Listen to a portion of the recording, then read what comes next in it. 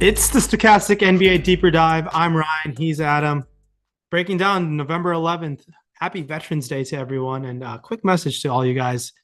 Just want to say thank you for those who have served or who are serving. Happy Veterans Day. We appreciate what you guys have done and continue to do so for the countries. But more importantly, we're here to also talk about tonight's 8-game NBA slate. Adam, how was the concert last night? It was good. Had a good time. Nice to get away and not watch basketball. Did still play though. Did still get my ass kicked. So that wasn't great. I think it was the first slate all season I've been over the field on Luka, and he was awful. So, yeah, basketball sucked, but concert was good.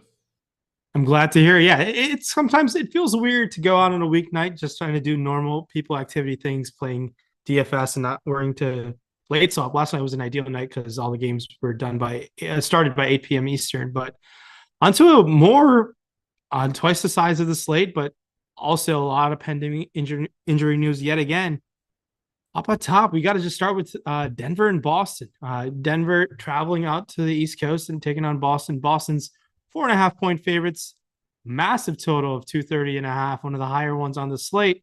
Starting on the Denver side of things, well, let's just roll it off to the top. Nikola Jokic always is going to look outstanding, pretty much on any slate, and especially on a larger slate where sometimes there's more true value available to just kind of just force them in your lineups. But Nikola Jokic is not the same Nikola Jokic of old, as in like the last two MVP seasons.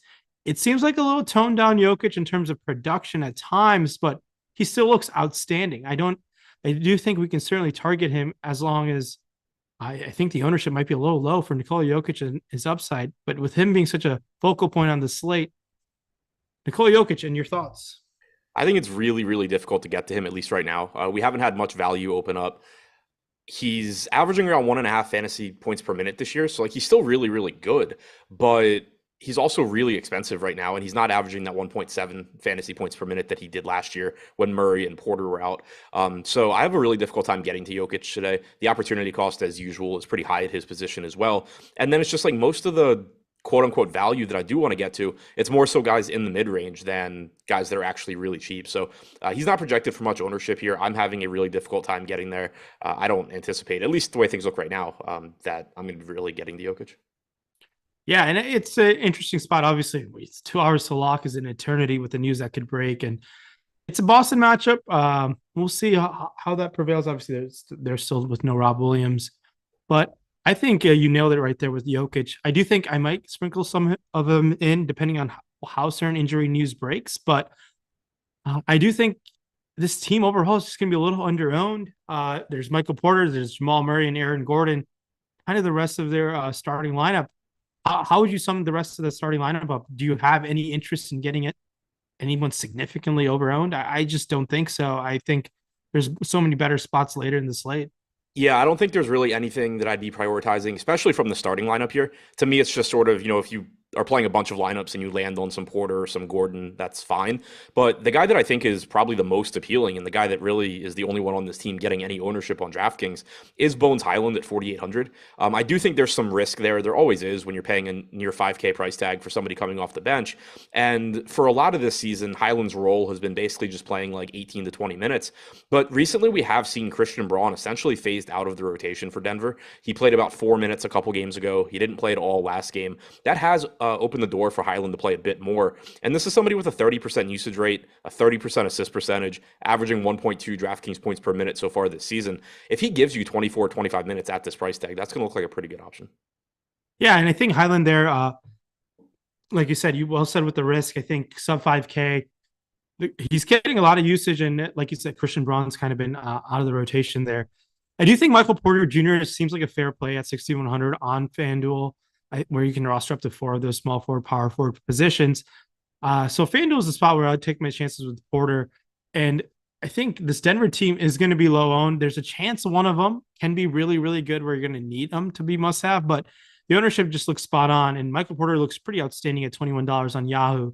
But that really wraps up the Denver team. I think we're good to go. I really don't want to play KCP, Bruce Brown, DeAndre Jordan, or any of these tertiary guys. Do you? No, Highland's the only guy that I'm really interested in. Yeah, I think you can definitely get to some Highland. I think even just coming in with the field seems like a decision I might fall on with Bones Highland tonight. On at the Boston side, we go. Jason Tatum. He's been awesome. He started slow in Detroit, the Detroit game. Then I think, rattled off 16 or 17 straight points alone in the third quarter. He looks great at 10-1. At 10-1 on FanDuel looks even better. Jason Tatum, kind of their Nikola Jokic, as in their super stud over there in Boston. I think you might have more interest in Jason Tatum on than you did in Jokic, just because of the way he's priced, the position opportunity cost.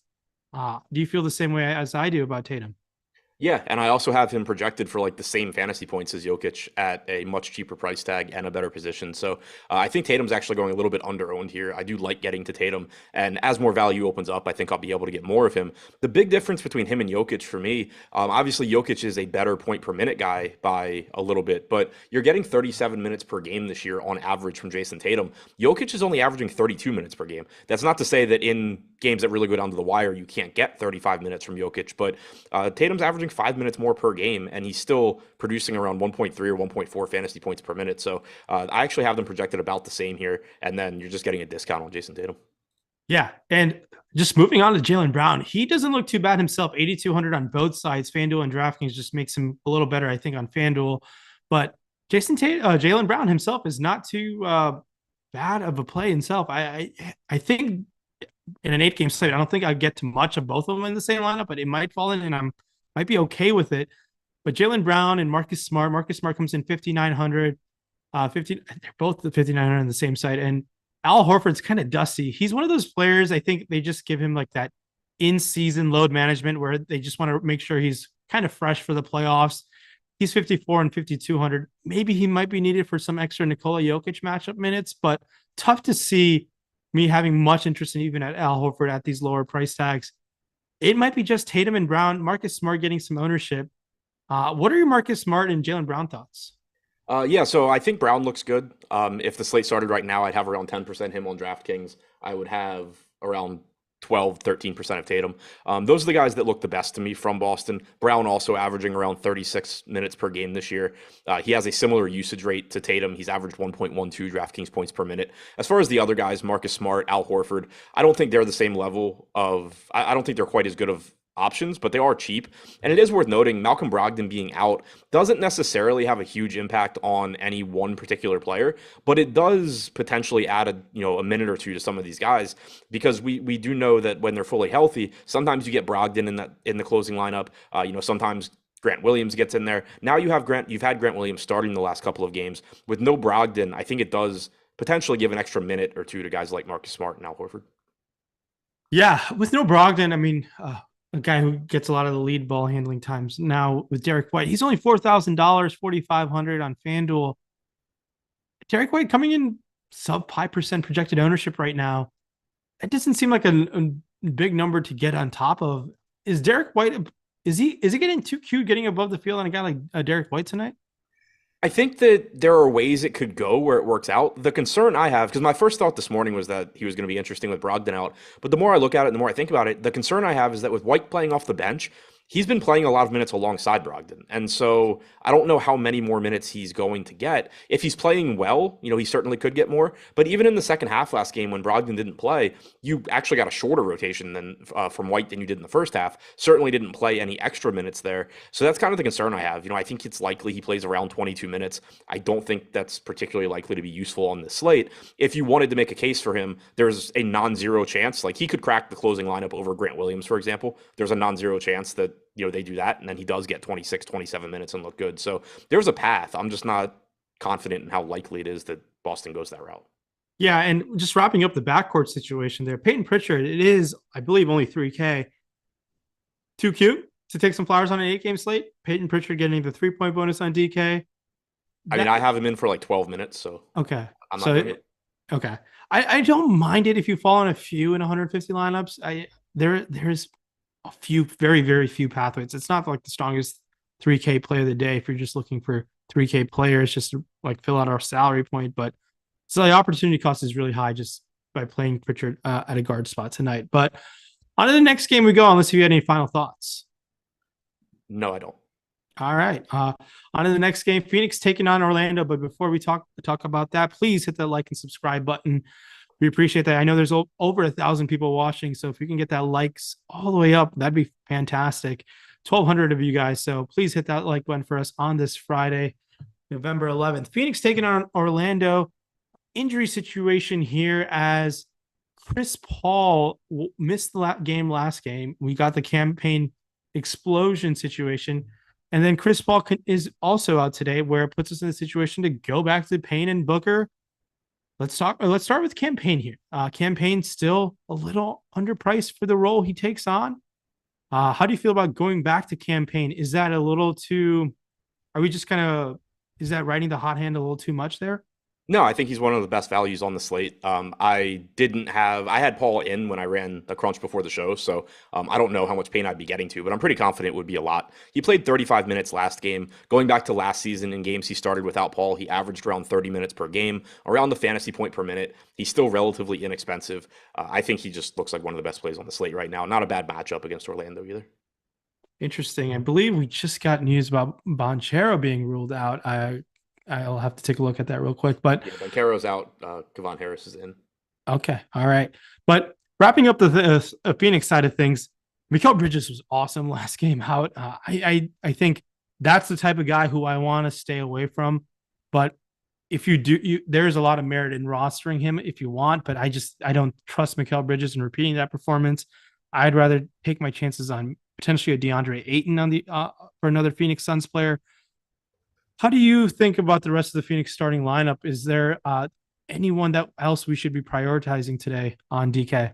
I think Booker and Ayton are the other guys that I like. Ayton's still just really cheap at 6,200. And then Devin Booker now has played 12 games since the start of last season where Chris Paul's been out. He's averaged 1.42 DraftKings points per minute with a 30.5% usage rate. Ayton in those 12 games, 21.5% usage rate. So that's lower than we've seen overall this year. And there is potentially something to be said for not having Chris Paul, feeding you the ball. But also Ayton's usage rate is just a lot higher this year than it was last year. So I think the baseline, is going to be a little bit higher as well. But even so, 1.2 DraftKings points per minute in those games, you're probably getting around 30 minutes from Ayton at only 6,200. So I think he looks really good. I think Payne looks really good. Booker probably a little bit more difficult to get to just because there are a lot of really good guard options, and he is relatively expensive, but you can expect increased production from him without Paul as well. And I'm with you on Bridges. Like, obviously, Bridges can run into a big game. We just saw it happen, but he had about a 24% usage rate in that game. DeAndre Ayton only had about a 17% usage rate. Booker was at 28%. You expect Ayton's usage to be higher than that 17% mark. You expect Booker's usage to be higher than that 28% mark. So I'm a lot more confident going to those guys than I am going back to Bridges. Yeah, I think I'm spot on there with you. Really tough for me to go to anyone else on Phoenix on an 8-game slate. I'm good to go on to the next game if you are. The next team. Yeah. All right, on to Orlando we go. We got the injury news kind of pretty much spot on. Talk about great timing there. Banchero being ruled out helps some of the rest of the starters in this lineup, that being Wendell Carter, Franz Wagner, and maybe even Jalen Suggs. But let's start with those three guys, Carter, Franz Wagner, and Jalen Suggs. I think I prefer them in that specific order. Do you feel the same way now with Banchero being ruled out? I'm curious, and also we'll touch on Bol, but Banchero being ruled out is really big news for this Orlando Magic team. Yeah, it opens up a lot for the Magic here. Not the best matchup, but you're taking a guy that has about a 30% usage rate this year off the floor, and he also rebounds and picks up assists. So as a result, you've gotten Wendell Carter Jr. playing 121 minutes without him this year, averaging 1.14 DraftKings points per minute. 26% usage rate is like 4 points higher than his season average. Franz Wagner, 1 fantasy point per minute, 29.7% usage rate, and a 30% assist percentage without Banchero. That's like a 5-point bump in his usage rate. Jalen Suggs has only played 46 minutes without Banchero on the floor, but he also has a 26.5% usage rate. It just makes all three of those guys look a lot better than they would have otherwise. Yeah, these three guys look pretty awesome, and it's always going to be fun to talk about Bol, but Bol's minutes have been kind of suppressed of late. I don't expect, even with Banchero to be out, him to even play over 30 minutes. It's really interesting to forecast the rotation with Phoenix on the other side of things. The Ayton matchup, but Bol 26 or so, 28, 29 minutes or so. I'm trying to think of what those minutes might look like for Bol. Do you have a lean on what Bol's minutes might look like with no Banchero? I have him in for about 24. Okay. But that was with Banchero in. I think now you probably go to like 26. He played 25 last game. He had played 21 the game before that. The reason Bulls certainly could play a lot more minutes, they just haven't done anything recently to suggest that they care about getting him fourth quarter minutes. And the big change in their rotation that we've seen is that Mo Bamba is firmly in the rotation, at least in their last few games. When Bull was getting a lot more minutes, it was basically Bamba not really being in the rotation or playing at least limited minutes off the bench. But if Bamba's going to go out there and play 16 to 18 minutes, and Carter is going to play his 32 that he averages, it's just really easy for Bull to not get that many minutes. So there's a path to more minutes, but you're also not getting any sort of a discount, really. He's $6,700 on DraftKings, more expensive than Suggs, only $200 less than Wagner. It's really difficult for me to want to go to Bull, even though I realize that this could be a game where he plays more. They just haven't shown the willingness to do that recently, and I don't think that it necessarily has to happen just because Banchero's out. Because once again, last game you still saw 25 minutes with 0 coming in the fourth quarter. Yeah, I think Bull's too cute for a play today on this slate. Do you expect any different starting lineup tonight by any chance? I'm expecting the one that we got last game Okay. with Yeah, Okeke. I don't know. My guts for some reason thinks we might not get that. But yeah, if with Okeke starting, should we be firing him up? Okeke, we've touched on Okeke. I think we were kind of early on the Okeke train. You talked us into that 2 Thursdays ago, where he really helped a lot of people win some tournaments. But Okeke now, he has an upside within him when given the minutes. I just don't know what the minutes look like tonight. They've been kind of fluky. Should we be targeting him? Probably getting the start today. I think he looks okay as long as he starts. He's played 144 minutes without Banchero on the floor. He's averaged 0.79 DraftKings points per minute. And this is a situation where if he starts, you can project him for more minutes. But you have to keep in mind, he's playing alongside Franz Wagner, Jalen Suggs, and Wendell Carter Jr., not to mention Bol Bol. He's not a priority for this team in terms of shot volume or scoring or anything. So his fantasy production could certainly take a hit, but he is 4,500. If he plays 30 minutes, he's going to project relatively well. You can say similar about Terrence Ross, although he's basically been an afterthought from a fantasy production standpoint this year. He played 30 minutes off the bench last game. He's still only produced 0.6 DraftKings points per minute in 115 minutes without Banchero on the floor. Still only has a 16% usage rate. So between the two, I would lean Okeke. But for me, I think the priorities here are still Carter, Wagner, and Suggs. Yeah, I think you're spot on there.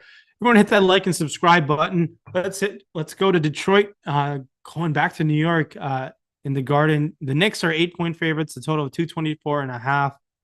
And on the Detroit side of things, it is interesting because Dwayne Casey is going to mess with us a bit more, as I believe the return of Marvin Bagley and Alec Burks are back in the picture, which really makes me nervous of what the minutes could look like for everyone on this team. Up top, there's Cade Cunningham, who is questionable, which is pretty important news. And then there's guys like Sadiq Bey, Bogdanovich, Beef Stew. And with these guys coming back, Detroit's just like, I just want to give them the middle finger, and I just don't have any interest in rostering any of these guys today. Just because there's a lot of uncertainty of what Dwayne Casey's going to do with Marvin Bagley and Alec Burks coming back from injury. It's really tough for me to have any confidence. Can you guys get rewarded in tournaments? For sure. But even then, I just don't know what the minutes might look like because Dwayne Casey can really fuck with us. Yeah, I mean, I agree, sort of. I'm not really concerned about Cade Cunningham if he plays or Jaden Ivey. I don't think Alec Burks is taking minutes from those guys. Like, there's just no reason that he would. They're better than him, and they also have an interest in developing those guys. It could get messy for guys like Sadiq Bey, Bojan Bogdanovic. My guess, the way I projected it was just I cut minutes from Isaiah Livers. I took Amadou Diallo out of the rotation.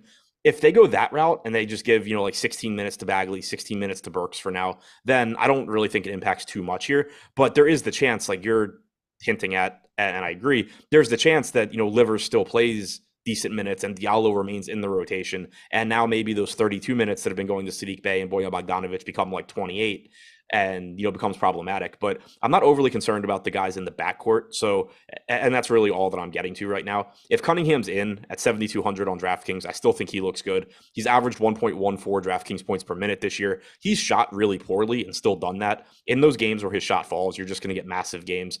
Jaden Ivey's been playing a lot of minutes recently too. Obviously, maybe that takes a little bit of a haircut with Burks back, but he's been pacing like 40 minutes. And in competitive games, he has been playing upper 30s. Even if he plays like 34 here, he's still going to look good. And then if Cade Cunningham is out, I think Ivy's one of the best plays on the entire slate. Only 64 minutes played without Cunningham this year, but a 36.4% usage rate and a 27% assist percentage for Ivy. Even if those numbers come down a little bit over a larger sample, it's pretty clear that you're going to have everything running through Ivy if Cunningham misses this game. Yeah. My another concern with like Burks and Bagley, specifically those guys, they are guys who like to chuck the ball. They like take away usage and shots from other guys that we'd like to roster. So we're going to need some sort of price correction with this Detroit team in the coming weeks for me to really have some interest. So I'm going to be staying away. And even Cade Cunningham himself, we'll see what the questionable tag looks like by the start of the game. If he's out, this does change a lot of things for this Detroit team. And like you said, Ivy looks pretty outstanding if Cunningham is going to be ruled out. But it's just Bagley and Burks are just guys who take a ton of shots, and it just doesn't make things that awesome to go to for Detroit. Now, onto the Knicks side of things. There's Brunson and Randall and RJ Barrett. They're mid three. So, and these guys are the mid three pretty much. And they haven't been that great for DFS this season, really. It's a Detroit matchup looks outstanding. Detroit's awful on defense. So I'll have interest in some of these guys. Maybe probably Randall, because I think Randall has the highest upside among those three guys. Rank your the Knicks mid three for me. Brunson, Randall, Barrett. All right, fair enough. Why Brunson over Randall? He's just 1,100 cheaper. He's a little bit easier to get to, I think. I do think Randall probably plays a couple more minutes tonight than he has on average this season because of Robinson being out. But outside of that first game Robinson missed, we haven't seen quite as many minutes from Randall. So I think it's likely you're getting 35, 36. But in that first game, he played 40. Obviously, if that happens, then he's great. But that isn't the rotation that we've really seen recently.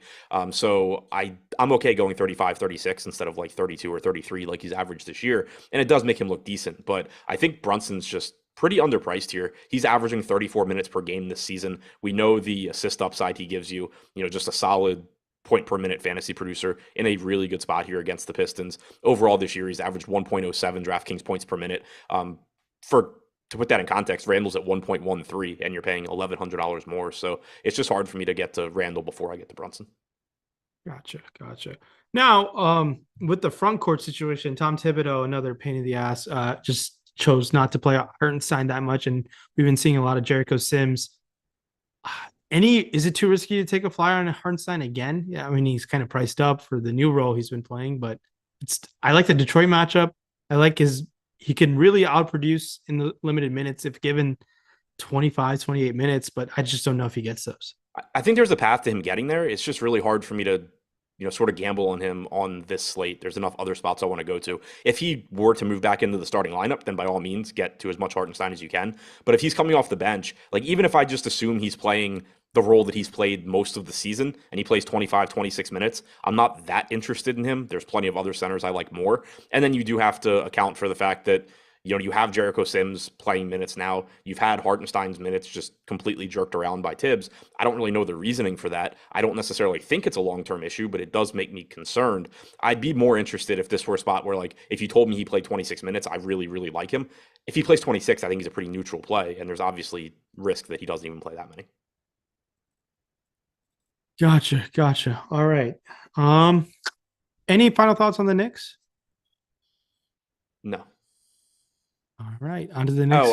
Cam Reddish is getting a lot of ownership right now. That probably changes. I sort of understand it because he's 3,100, but he's averaging about 27 minutes per game in the few starts he's made. He has been really bad from a fantasy standpoint this year. 0.6 DraftKings points per minute in 227 minutes, 15% usage rate. I do think it's important to keep in mind that, if he starts, the minutes look decent for a $3,100 player, but that also means he's playing alongside Julius Randle, Jalen Brunson, and RJ Barrett. There's not a lot for Cam Reddish to do on the offensive end. Yeah, I think the Cam Reddish being that much owned and like with other injury news breaking out, I think I want to stay away a little bit. It might be a little too cute for my liking, and the path of failure is more likely the path of success, even at that ownership, I think. Yeah, I prefer. There's a couple cheap guys on Toronto I prefer if I have to go to that price point. Yeah, we'll talk on Toronto, and that's a bunch of going to be fun to break that down. But before we break that down, I'd love everyone to hit that like and subscribe button. But I want to shout out to our sponsor, No House Advantage. It's a fun little prop site to take advantage of, and we have an exciting offer for you guys to do so. No House Advantage is really intriguing site to play on to build your bankroll because of the potential overlay that exists night in, night out, and especially on the weekends. So if you sign up with the link below or the link below in the chat, or I think producer Jordan's going to drop the command to get that link, get a deposit bonus up to $50. So just kind of test your skills versus the house. And also, you can also take advantage of potentially 20xing your entry if you hit on all your picks, which is super exciting. And we also have a free tool for you guys to take advantage of to help you potentially make some money on No House Advantage. So shout out to our sponsor. Thank you so much.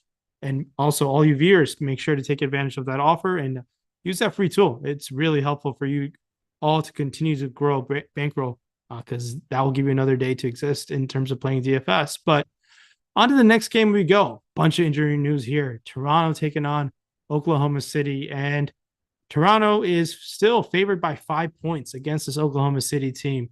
There is no Precious Achua. There is no Pascal Siakam. And Pascal Siakam being out is a really big missing piece there. And with Siakam out, Van Vliet, Scotty Barnes, and OG, they look fantastic, as does Gary Trent. How many Raptors are too many Raptors with no Siakam? I mean, I'm probably capping it at 3 per lineup just because there are so many good plays on the slate, but they do certainly look better without Siakam.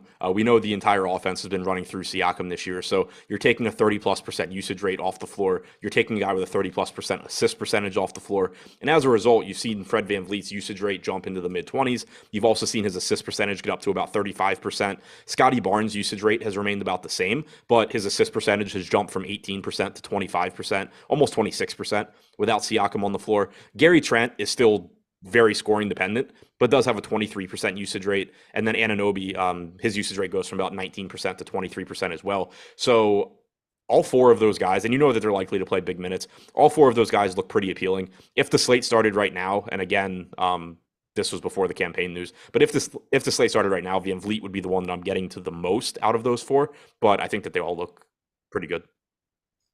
Gotcha. Yeah, and I think they look fantastic, but everyone is always very excited to roster Chris Boucher. And I think Boucher always has an upside within him. How do you feel about Boucher? No Siakam. His minutes can be anywhere from low 20s to high 30s. It's a really wide range of outcomes with Boucher. But is someone with a guy like Chris Boucher, are you aggressively going to be targeting in your tournament lineups tonight? No, if he goes off, like he goes off, he certainly can, but he just hasn't been getting the minutes recently, and it seems like Otto Porter's moved ahead of him in the rotation. I talked about Porter the other day getting garbage time run to get up to like 17 or 18 minutes, and to me, that kind of signaled that they're trying to get Porter conditioned so he can play more minutes. He came out and played 24 minutes the next game. I think Otto Porter looks pretty good here. Like he's not a great point per minute guy, but he's at 0.78 DraftKings points per minute for the season. He's really cheap. He's not getting ownership. And he just played 24 minutes last game in a game where Achua did play. There's, the potential for even more minutes here. But if you give him 24 even, he starts to look really good. And then we also saw Thad Young play a big role last game. He's only 3,100. He played 26 minutes. I don't think he gets 26 minutes again, but I think 20 is a reasonable projection there. So I'm more interested, obviously Boucher can go nuts in this spot if he happens to get more than 20 minutes or so, but I'm more interested in the really cheap guys in Porter and Young that are just getting no ownership. Yeah, and I think a great call out with Otto Porter there. That's a guy type of kind of a low owned sub 4K option that can really make your lineup a little different and help you jam in some extra studs there. But with no Siakam, how do you feel about the rest of the front court? Koloko and Thad Young and Otto Porter, obviously, there, but I'm assuming you have more interest in Otto Porter than you do in Koloko and Thad Young as well, right? Yeah. For me, it's Porter and Young. I'm not planning on really getting to Koloko. He had that really big game the other day. I actually had a good amount of him on that slate. But here he's a 4K center only guy.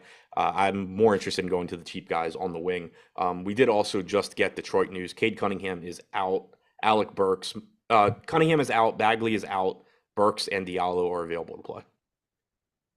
Okay, do you want we touched on that. So Ivy is a big uptick for Ivy and rest of the play a lot of starter. Jaden Ivey. Yeah, I would be shocked to see Alec Burks start. That'd be pretty surprising. Killian Hayes probably starts, right? Um, maybe. So they went to Corey Joseph last time, and now Joseph isn't even in the rotation. Uh, no, okay. Let's just talk about if Kojo starts. I still think I shy away from Corey Joseph. Doesn't excite me that much. If Killian Hayes starts, any interest in him? A little bit. Like Yeah. he's cheap, Mhm. so he's going to look like a decent point per dollar value if he starts. Um, he's only 3,400, so yeah, like there's interest there just because of how cheap he is. But $5,700 Jaden Ivey to me is just the clear guy that I really want. Oh, and I guess it wasn't Cunningham that missed the last game. I think I'm thinking of a game Jaden Ivey missed where Joseph started. Okay. Yeah, no, it could be multiple situations there just because we haven't really seen this new revamped lineup and then obviously with Corey Joseph out of the rotation. So keep an eye on news there. But I think that's a LIBOR for a lock situation for them to handle. Onto this OKC side of things we go. Oklahoma City SGA, he's their man, and then they have Josh Giddey and Lou Dort, and those are the only three guys who I go try to roster night in and night out.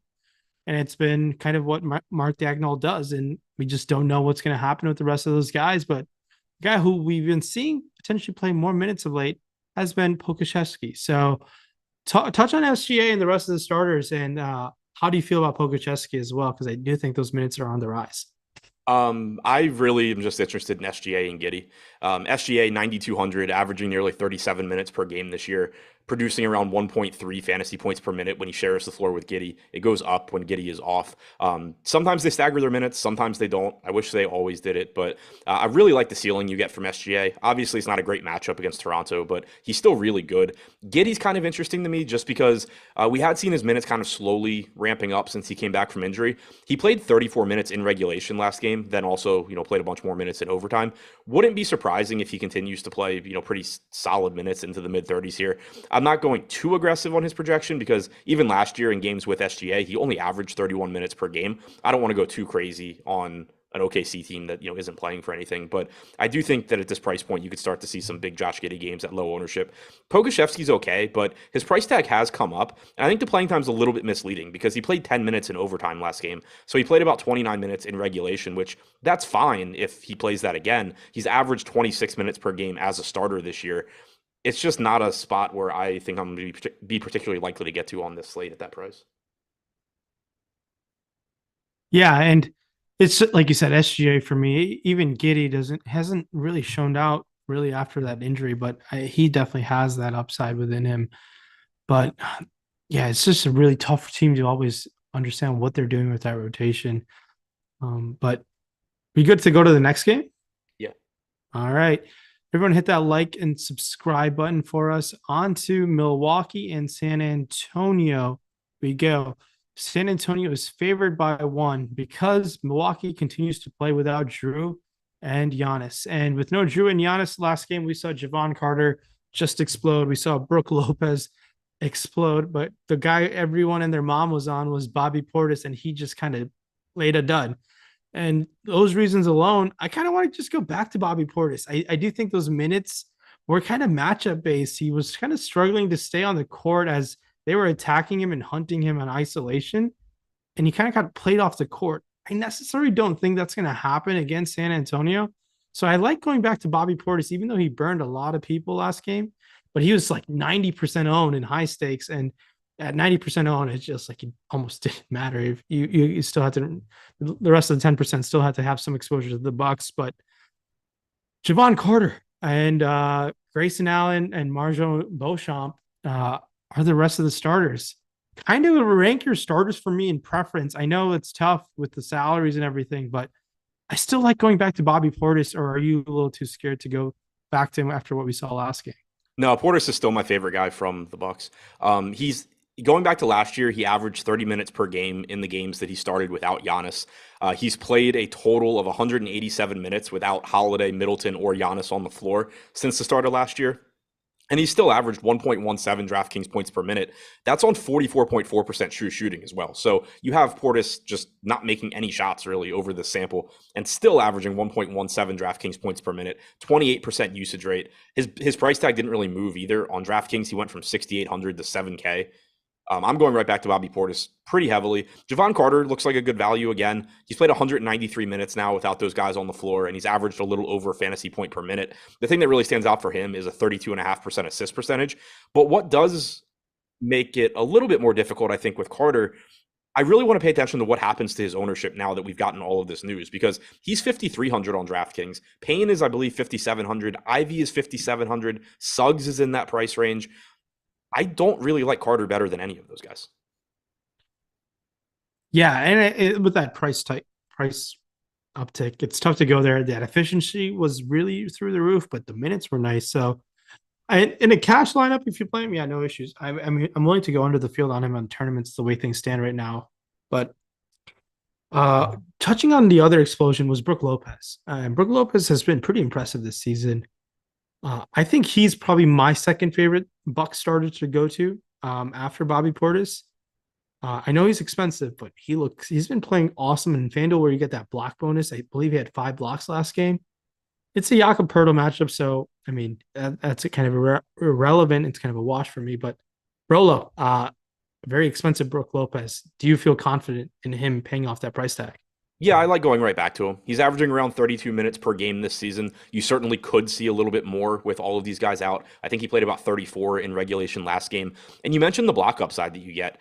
So far this season, Lopez is averaging 4.1 blocks per 100 possessions. You could certainly see a little bit of increased usage for him with all of these guys out as well. I think he looks good. You know, there are plenty of other centers too. You know, you have Poeltl on the other side of this game that looks fine. You have Bassey on the other side of this game that looks like a good value. You have DeAndre Ayton we already talked about. There's no shortage of centers, but Brook Lopez is certainly one of them. Let's wrap up the rest of this. Sorry, that is actually why I prefer Portis to Lopez, though, is the power forward eligibility. Yeah, no, that makes sense. Opportunity cost at center is pretty high. I mean, there's some solid centers, but there's some solid pivots over Brook Lopez as well. But let's wrap up the next tier of Bucks players. Your Grayson Allen, your Marjon Beauchamp, George Hill, Wesley Matthews, and I believe Jordan Nora only played limited minutes off the bench. Serge Ibaka and Mamukelashvili are available, but I don't expect to roster any of those guys. But let's talk about Beauchamp, George Hill, Wes Matt, and Jordan Nora. And Grayson Allen, Marjon Beauchamp are very similar plays for me, even at their price tags. I think Beauchamp was very efficient, and I don't expect that efficiency to stay there. But Grayson Allen, the minutes were there, so I feel a little bit more confident in Grayson Allen. But those two guys, and then wrap up the rest of the Bucks team. Yeah, like the rest of them, Grayson Allen looks fine, Beauchamp looks fine, but I think we have gotten enough value opening up now that I don't really think I'll get to much of them. I was getting some George Hill in the crunch I ran before the show, but again, like so much of that now is just going to turn into variations of Suggs, Payne, Ivy. It's going to be a lot more difficult for me to get to a $3,900 Hill. So I expect to really be building around Portis, be getting to some Lopez and some Carter. Allen, Beauchamp, Hill are a level behind Carter for me. Yeah, and I think that makes a lot of sense as well. And then, tough question. Do you think there will be one Milwaukee Buck in the optimal lineup tonight? As in, like at least one? Yeah. Yes. Okay. No, with no Giannis and Drew, it seems likely there will be one. Now, do you think there will be two? I mean, it seems relatively likely. Not as confident as I was the other day. Yeah. Now, do you think there will be one Toronto Raptor in the optimal lineup? Probably. I don't. So, yeah. I mean, I don't have anything run with the new information. So yeah, and I'm just saying with these guys, like big time guys being out for them, it seems. Do you think it's a slate where you would have like a minimum of $2 and minimum of one Raptor? No, I pretty much never do that. I'm not doing it on this one. Okay, gotcha. Curious. All right, on to the next game we go. No, San Antonio taking on the other side of the things here. San Antonio is the favorite team here. San Antonio has been impressive in terms of a standings perspective. They've been pretty good as Greg Popovich continues to win games and doesn't want to tank for some reason. I don't know why, but Devin Vassell, Jakob Poeltl, and Keldon Johnson, Trey Jones are there four guys who I consistently roster when everyone's healthy. They've been all kind of priced up now where I think I'm going to be shying away a little bit. It's a fine matchup as all those other guys on the other side are out. Do you have a preference in a San Antonio Spurs starter today?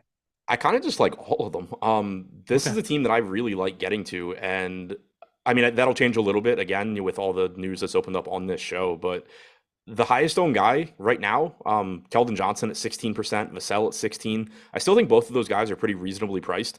Johnson at 1.12 DraftKings points per minute this year. Vassell's at 1.14. Trey Jones is at a fantasy point per minute, playing 30 to 32 minutes most likely. Pirtle's at 1.14.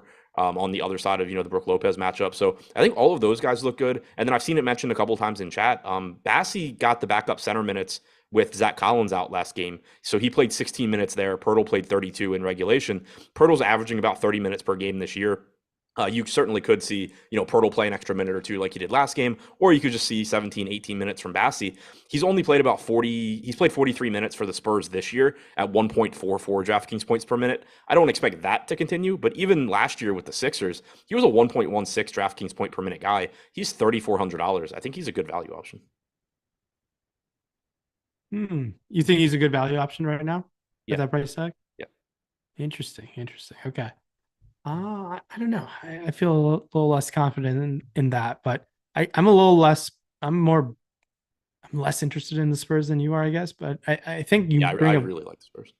I think you bring a pretty solid valid points there. So I mean, I we'll do see. think again, like I think it comes down in the crunch I built before the show. I was looking at like 30 something percent Jones and 30% Keldon and 20% Vassell. I think those numbers all come down now with the additions of Ivy, Payne, and Suggs, among others. Yeah. I do think these guys will be coming down for sure. So Um, yeah, no, that's interesting. Yeah, maybe I'll have to take a look in the hour leading up to lock of why I don't like the Spurs as much. But I'm glad that we had that conversation. On to Minnesota and Memphis we go. Hit that like button, everybody.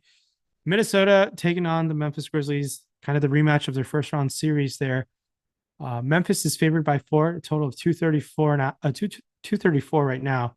And then on the Minnesota side of things, we always kind of have to check on what's wrong with Anthony Edwards? Why is he not producing as well as Rudy Gobert returns? With Gobert like in this lineup, I haven't had much success on nailing the right days for Gobert or Cat or Anthony Edwards, even really all season long. D'Angelo Russell seems like he's dust. He doesn't even play over 30 minutes for some reason.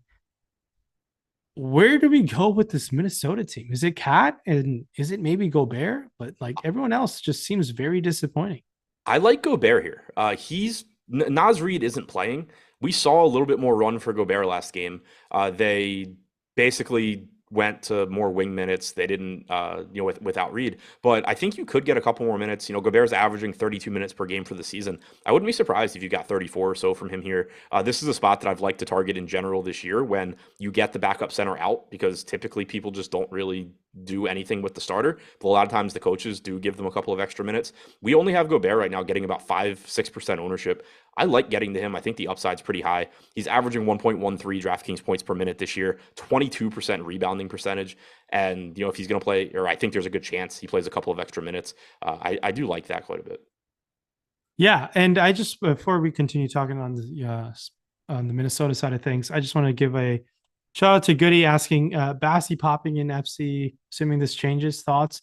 No, I think Adam nailed it. I mean, I think he might be a fine value play to go to. So keep an eye on the fresh ownership update. That it might change based on some news that breaks, but keep an eye on that.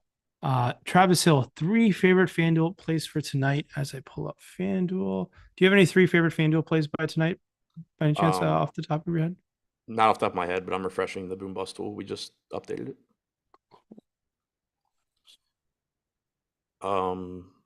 So I mean, Barnes looks good. 7,700 looks to go a bit under owned there. Portis at 5,800 still is just clearly like he's going to get a ton of ownership, but clearly looks really good. Westbrook at 7,200 I think looks really good. Yeah, and I think I'd like to also throw in campaign as well. So yeah, Travis Hill, I'm sorry I didn't answer your question in full. We gave you 4 favorite FanDuel plays, so thank you for that 199. Oh yeah, so Cameron Payne for sure at 5,200. He's not updated yet in the Boom Bust tool. Okay, yeah, campaign at 5,200 looks pretty darn solid. Any final thoughts on the Minnesota side of things? I know you went through it pretty quickly, but just a team that outside of Gobert, like you said, doesn't look that appealing. Yeah, no, I mean, like Anthony Edwards' salaries come down a bit, but Mm-hmm. he also has the issues that you were alluding to. He's averaged a fantasy point per minute this year. Towns obviously is really good, but it's just a situation where you have to like step back and think about what you're giving up if you say you're going to prioritize these guys. Like it's one thing to be like, oh, Edwards is a little too cheap or Towns is a little too cheap. But if I'm going to a lot of Towns, that means I'm not getting as much, Devin Booker or Jaylen Brown or Jason Tatum or, whoever it may be in that similar price range. And I think I probably get to all of those guys a little bit more. Yeah. On the Memphis side we go. I mean, Memphis, their most impressive player this season has been Desmond Bane. He is shooting lights out and he looks awesome. And I can make a case that he's their best all around player. I think he's been really good and he has earned every single bit of that price uptick. But they also have a guy in John Moran who's always really fun to roster, always really fun to watch. Morant and Bane, kind of their two-headed monster as Dylan Brooks has taken a step back, thankfully. Let's start with Morant and Bane. I prefer going to Bane than Morant. It's kind of weird to say that, but it seems like it's been that season. Yeah, and it's just the price difference for me. The other thing with Morant, and this is sort of what we've seen with Jokic too, except kind of even more exaggerated. Morant's only averaging around 32 minutes per game this year. He can obviously play more in competitive games, but even in a lot of competitive games, you've only seen 33 or 34 minutes. John Morant's great. He's one of my favorite players to watch. It just becomes really difficult when you're saying, okay, well, do I want 33 minutes of John Morant or do I want 37 minutes that I know I'm getting in any semblance of a competitive game from Jason Tatum at the same price, for example? We haven't even talked about Anthony Davis if he plays without LeBron. There's just so many guys in this price range where I think that you can just count on them to play more than Morant. So I love the player, but it's really difficult for me to get to him at that price tag. Bane's averaging about 34 minutes per game. He's gotten a little bit more expensive than I like as well, especially when Morant and Brooks are in. But he does have that shooting guard, small forward eligibility on DraftKings, which is nice. The guy I think I get to the most here, though, is Steven Adams. His playing time has kind of been misleading. And I mean, this is the case for a lot of the Memphis guys. But if you look at Adams' season average, he's only averaged like 26 minutes per game. You've had games where he gets hurt and doesn't finish. You've had some really big blowouts where he loses minutes. Typically in competitive games, you're getting somewhere in like the 28 to 30 minute range from Adams. And this is a spot against a big Minnesota front court where I expect Adams to be out there barring foul trouble or blowout for a lot of minutes. 5,400, I like Steven Adams here quite a bit. Yeah, no, that's a good point, especially on the matchup on the other side. They're going to need a lot of Adams minutes tonight. I do think we might see not a full on extra rotation, but his rotations being a little bit longer than they usually are, potentially. Tough to see, tough to really know how that really breaks down from Taylor Jenkins. But Adams, really nice call out there. And I think he's priced for this matchup a little too low. And he does have that upside of just racking up double bonus. 15 and 15 is definitely on the table. So Adams is nice. But Brooks, Aldama, any interest in, do you think Brandon Clark's get a little bit more minutes with this big matchup potentially? Kind of wrap up the rest of this Memphis team. Yeah, I don't think too much else is appealing here. Dylan Brooks should play around 30 minutes. Obviously, if he gets hot, he'll keep shooting. Really enjoyed the Andre Iguodala comment on him the other day about how he likes Dylan Brooks and his I don't remember what he called it, but irrational confidence. But I mean, from a DFS standpoint, that's nice. It gives you a really high ceiling, but nothing really that I think I end up prioritizing from this team, with the exception of getting to a good amount of Adams. I think Iguodala is just trying to make peace with Memphis after he kind of spurred them away. But I think Iguodala is probably lying with that statement. I think Iguodala probably thinks Dylan Brooks is trash as well. So, I mean, Dylan Brooks is not trash. He just shoots too much. Yeah, I think he shouldn't be an NBA rotation player. I think he's very good. Wow. I'm anti Dylan Brooks as it gets. Like if he just stopped taking as many shots, he would be extremely good. Like he's a really, really good defender. Yeah, that definitely helps. But yeah, the shot, the way he shoots so much it's going to cancel that out at some point. It feels like, but I guess we should go on to the next game. Cleveland taking on Golden State here. Golden State is favored by 2.5, 232 total. And starting on the Cleveland side of things, Darius Garland has returned for some time now, about a week or so after that eye injury, a week and a half now, but he was priced fairly cheap and was laid an absolute dud. He's one of the higher owned players on the slate last game. with that performance, did we go back to Garland and Mitchell? I mean, Garland is much cheaper than Mitchell. And I like going back to Garland in this Golden State matchup. The tempo should be there. Garland should be much better fantasy wise and basketball wise this game out. Yeah, I like going back to Garland here. Obviously, it becomes a little bit more difficult with all that other guard value that's opened up, but 7,800 still 7,800 on FanDuel is I think reasonable. On DraftKings, he is 7,400, so a little bit less expensive, getting 15% ownership. I'm expecting around 36 minutes. He's averaged about a fantasy point per minute this year. That's basically what he averaged in previous years when he played with Colin Sexton as well. Again, not to say Sexton is Donovan Mitchell, but they are both upper 20s, low 30s usage guys playing alongside Garland, and you did see similar production from him before. So I think that's probably where he settles in going forward. It is an appealing matchup against Golden State. So I do like getting to Garland, again, not as much probably as I did before the show started, but still think he looks good. And that can be said for most of the rest of this team as well. Kevin Love averaging around 20 minutes per game, 1.3 DraftKings points per minute. His relative value goes down a bit with other value opening up, but still gives you a nice ceiling at 4,800 if he plays around 20. Evan Mobley, only 5,700, averaging 34 minutes per game. Sets up as a pretty nice spot for him. Jared Allen at 6,600 looks pretty good. So I think Cleveland has a lot of pieces that I get to. I don't know that any one of them are like my highest owned guys or anything, though. Interesting. Yeah. I mean, these guys have obviously some tournament winning upside. I think guys like Mobley, Allen, and Garland Mitchell, getting some exposure to them is fine. But the rest of that is just, I don't have much interest in going to any one of these guys. But I think going on to the Golden State side of things, you got to always take a look at Steph Curry. I think Steph Curry has just been outstanding this season in terms of a fantasy perspective. But he's always priced in a weird position where we can never really roster him on an 8-game slate. There are some other players who I'd rather prefer to, and Curry's literally the only guy who I have some interest in. Him and Clay. I got to give Clay at that price tag on FanDuel some interest, but that's really about it. Can we target Curry and Clay in some sort of significant confidence? So what I think is really interesting with Golden State is the rotations they ran in their last game where Kerr basically just ran these starters into the ground. It was almost like a Nick Nurse style rotation.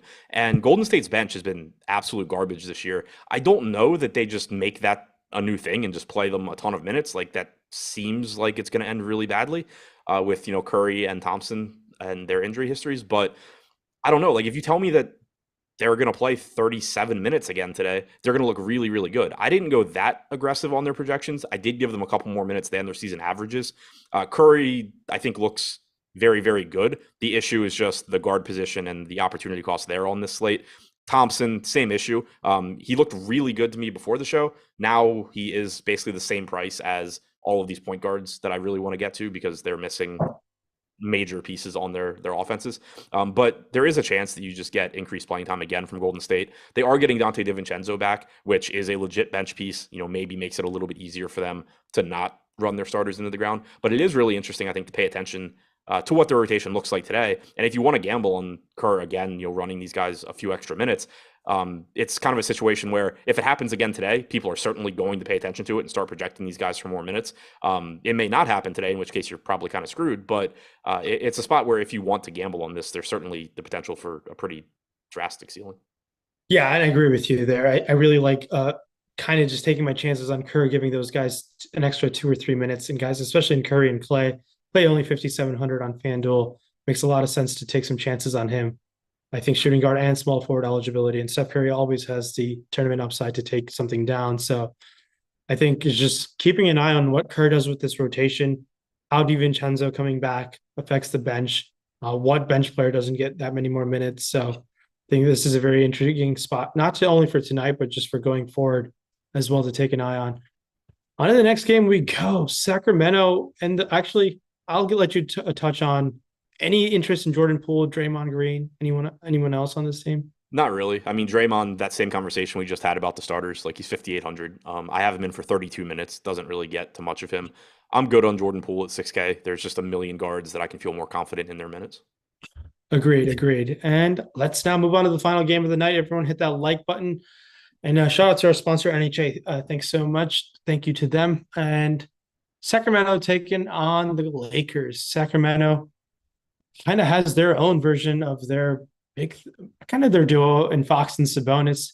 Malik Monk has been really impressive as he's teamed up with his Kentucky buddy and De'Aaron Fox, and kind of is showing why he was a lottery pick. And it's been exciting. I've always thought Malik Monk could have been really good if he was given the right opportunity, but he got in some trouble.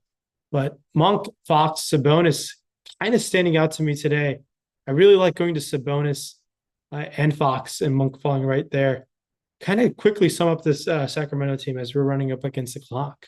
I really like the De'Aaron Fox price tag on FanDuel specifically at 8K. I think that's just way too cheap. 8,600 on DraftKings looks pretty good as well. But again, you're just running into the issue where he's still $3,000 more expensive than a lot of the best plays on the slate that are at his position. But if you can get there, you're not breaking the bank, and he does give you a really high ceiling. He's got a 30% usage rate, nearly a 30% assist percentage this year.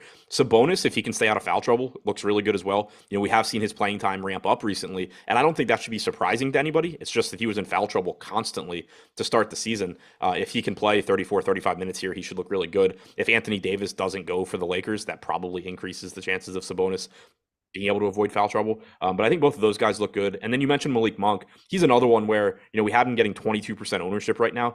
That probably comes down a bit just because of all the guard value that's opened up. But he has been playing more minutes recently. He's averaging 25 minutes per game over his last 5, about 26 minutes over his last 4. You've seen variations of, Kevin Huerter not closing or Harrison Barnes not closing. There's going to be games where Monk doesn't close either. And you're kind of just screwed. But if he's playing well, he certainly has a path into some closing minutes, and he's averaging well over a fantasy point per minute this year. Before we go on the Lakers side of things, we got a super chat, 499 super chat from Anthony asking us, Ivy or Payne, does Ayton get bumped up a lot, or is he just meh? Do you want to take a stab at that? I mean, Ivy and Payne, it's kind of like two of the top plays on the entire slate. I guess I would go Ivy first, but I'm not really confident in that. My thinking just being that he's not playing alongside Devin Booker, but he also is in a less appealing matchup. So I think those two are really close. Like, it's just a spot to me where I expect them to both be two of my highest owned players. Ayton is probably pretty neutral without Paul. I think he was going to be a good play one way or the other. Like, you could argue that Paul's usage rate potentially leads to big games for Ayton, but you also just lost like arguably the best point guard in basketball history, like giving him the ball. So I think he kind of comes out in the wash. He looks good one way or the other. Yeah, I think for Ayton comes down mainly a price play situation here. I think he's priced in a situation. If Paul were in, I think I would have a lot more interest. I know what you're saying there. Their two-man game is pretty nice where Paul makes sure if Ayton gets involved and gets going. But speaking of the Lakers, we'll just go on to the Lakers right now. Anthony Davis and Russell Westbrook are going to kind of lead the charge as LeBron James is out with a groin injury. And I really like going to Anthony Davis and Russ Westbrook tonight. Probably Anthony Davis a lot. I know he didn't practice this morning, but I'm going to go out and take my chances and thinks he's going to play today. They've done this before where they've excused him from the morning and he has played in the night, but it's something that it's a risk that I'm willing to take on with Anthony Davis. And just know with Anthony Davis, it's always a risk to roster him. But with no LeBron James, I got to have some interest in Anthony Davis by a lot. I mean, he's one of my favorite players to roster tonight. Do you feel the same way about AD? Yeah, obviously, I think it's a legit Q tag given that he left shoot around early. I don't know if he'll play, but at the same time, like if you get him into lineups, it's going to be easy enough to swap around because like you can get him to Domantas Sabonis in the same game. You can get him to Russell Westbrook if you're talking about a utility spot. Depending on when news comes out, you could potentially have the Golden State Cleveland game to swap to some stuff as well. So I'm projecting him in until I hear otherwise, and then I'll just late swap around. But if he's in, he looks fantastic. He's averaged about 1.45 DraftKings points per minute without LeBron this year. Same goes for Westbrook at 7,300. I love him one way or the other. If Davis is in, he looks very good. If Davis is out, he looks great. So I really like both of those guys a lot. Agreed. Agreed. And let's say if Davis is out, how do we attack this Lakers team? Westbrook would still look really good. I assume that they would start Wenyen Gabriel. It could be Damian Jones. It could be pretty much anything else because this team sucks and who cares. But my guess is Gabriel would start. He's 3,300 with power forward eligibility. That would end up looking like a pretty good value option, I think. Troy Brown, Lonnie Walker, Pat Bev all would look better. Probably play a few more minutes. Certainly plenty of usage available. Toscano Anderson maybe joins the rotation at 3K flat. Yeah, no, that's a really interesting situation with Davis. Questionable him being one of the better players on the slate if he plays, and then if he's out, how do we like take advantage of that situation? But you did a really you like nailed it on the head. I don't think I could have said it any better. Thank you so much for everyone who joined us today. Hit that like button on the way out. Live Before Lock is next, and good luck, everyone. Yo, it's a new week, which means only one thing. Well, it means a lot of things, but it means this. It's a brand new edition of the Stokastic Hall of Fame, where we induct all of our closest friends rocking the Stokastic avatar into the Hall of Fame, and in the process, give out some free months of Stokastic Plus Platinum subscriptions. All you got to do to get in on this is go to stokastic.com/avatar, download the avatar, use it wherever it is. DraftKings, FanDuel, Yahoo, doesn't matter. Tweet your wins when you finish top 3 in a field of 5,000 or more to @Stokastic HOF at Stokastic Hall of Fame, and get yourself a free month of Stokastic Plus Platinum. Get yourself up here on the board, and we'll do the bragging for you. Let's get into it. First up, Alex Baker. Oh, our boy Awesemo himself. This is why it's important to have projections to go to the second decimal point, taking down 75K. And that was only a couple days after he tweeted, "The haters will say you only won because you entered 3 lineups." Another 20K victory there for Alex. Then you got Kenny Herron. Got bumped out at first with a Paul George game-winning shot in the last game of the night. But hey, back at it again today. 3rd place in the mini-max. Solid showing for you, Kenny. And then you got Joe. How about Joe? A trifecta of top 3 NBA DFS finishes across these different sites. People bash these small sites, but I've been having a ton of luck. Shout out to Stokastic.com. $1,000, $500, another $400 win there. And then you got Jacob. You guys put me on fields today thanks to Eric Lindquist. My best day of the year. Thanks to the whole Stokastic team for the help and free content you guys put out. Yeah, massive day. What's that, $56,000, 3 different contests? Huge day, Jacob. Congrats. And then, biggest DFS night ever. Nearly took down the 4-point play. Thanks to the crew for the help. Easily the best site out there. Yes, agreed. Omar with the $4,000 win. And that follows it up with Jordan. Awesome stuff. Tools pointed me right to Goddard Captain. Keep this hot streak going. A $700 victory there. And Byron Paulson. Thanks for the awesome content. Hopefully I'll get to the top spot soon. What else?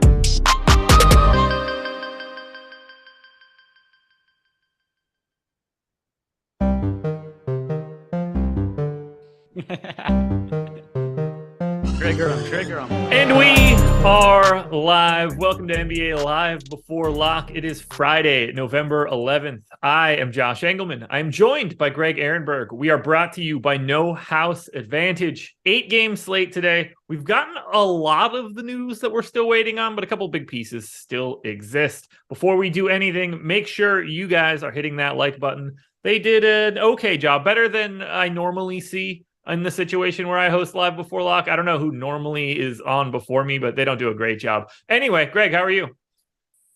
It's usually you, I think. Who's no. doing the deep Wednesdays dive. are the only other days that I do Live Before Lock. Oh, that is true. That is true. Someone That is hosts me before me. I don't know who that is. True. Nobody knows who it is, right? We'll have to dig deep into the schedule and find out who it is that typically organizes these things. Nobody knows, right? It's really unknowable information. How am I doing? I'm doing pretty good here. We've got this slate, and I am really curious to get your take on how you're handling Anthony Davis, because I think it's the most important part of the entire slate, and I have no clue whether he's playing or not, and it's the last game of the day. I took him out. I don't like it. I feel like anytime I make a stance in situations like this, I am unquestionably wrong. So like I've never felt more confident that he's going to play and smash tonight. I took him out. Just felt easier.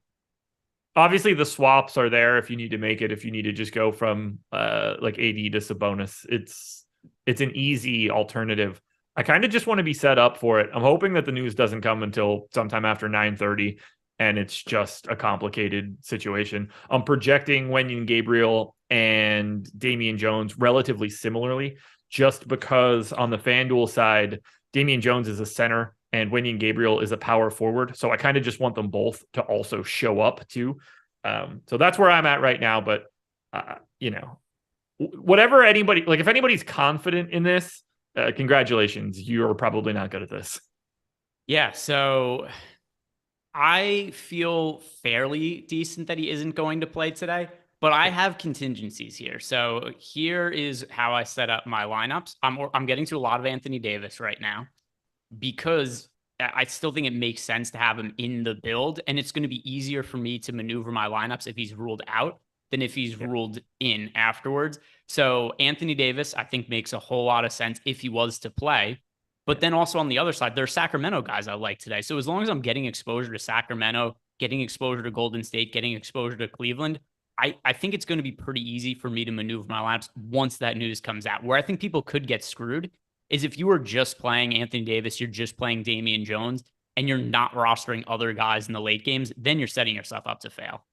Absolutely. We're seeing like chats all over it. They're either, oh, he's sitting. Oh, he's not that good. He's good for like 30. That's it. I mean, he's been one of the best fantasy players this season, but I guess we're just going to ignore that fact.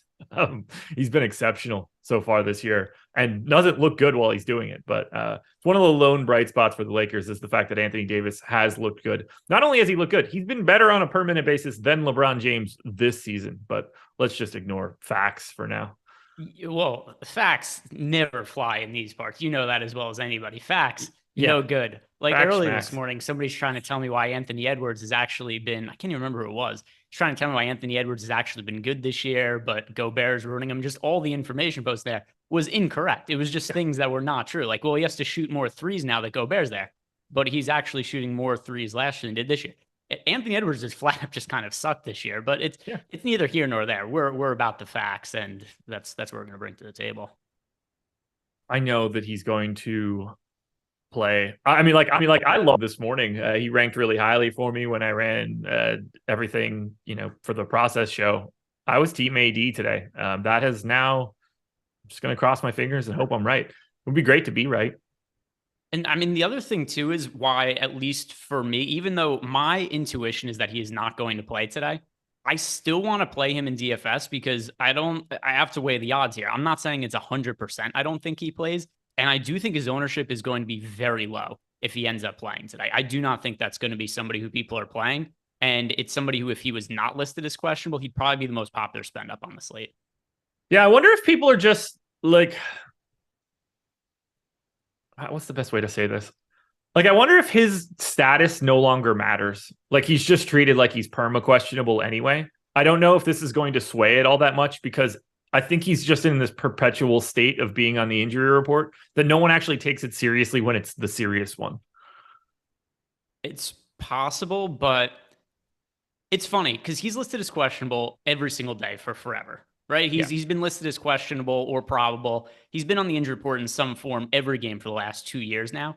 So while there is kind of a sort of boy who cried wolf thing, people also hate him so much that whenever it's a new ailment, people go, look at this fucking idiot. He can't stay on the court. So I do think that people, because before, I don't even remember what it was they've been listing with this questionable before, but since it's a different thing he's listed as questionable, I think people take it more seriously. I'm fully expecting him to. We don't get this news till like 9:45. He plays and then like gets the poops in the first quarter and bails anyway, and it's just really burn everything to the ground, which I'd be totally okay with. Because I don't get the sense that I'm going to have a lot of swap ability at that point. The worst possible scenario for me is Anthony Davis plays. He gets sick during the game and leaves, and people have still rostered his backups as value or something like that. That's the worst possible scenario for me. That'll probably be me. Just given the way that it would not a lot of paths off of Damian Jones at 3,600 for the late game. And by the way, to Stephen Leibowitz's point in chat, Anthony Davis did say before the season his goal this year was to play in all 82 games. The most ridiculous goal that anybody's ever said ever. 0% chance that was going to happen. And the day that he said that he was going to play in all 82 games, he got hurt in practice that day. Maybe he meant attend all 82 games. Could be. That would be a more reasonable goal, but not. That's like, I didn't mean it like that. I mean, I'm here.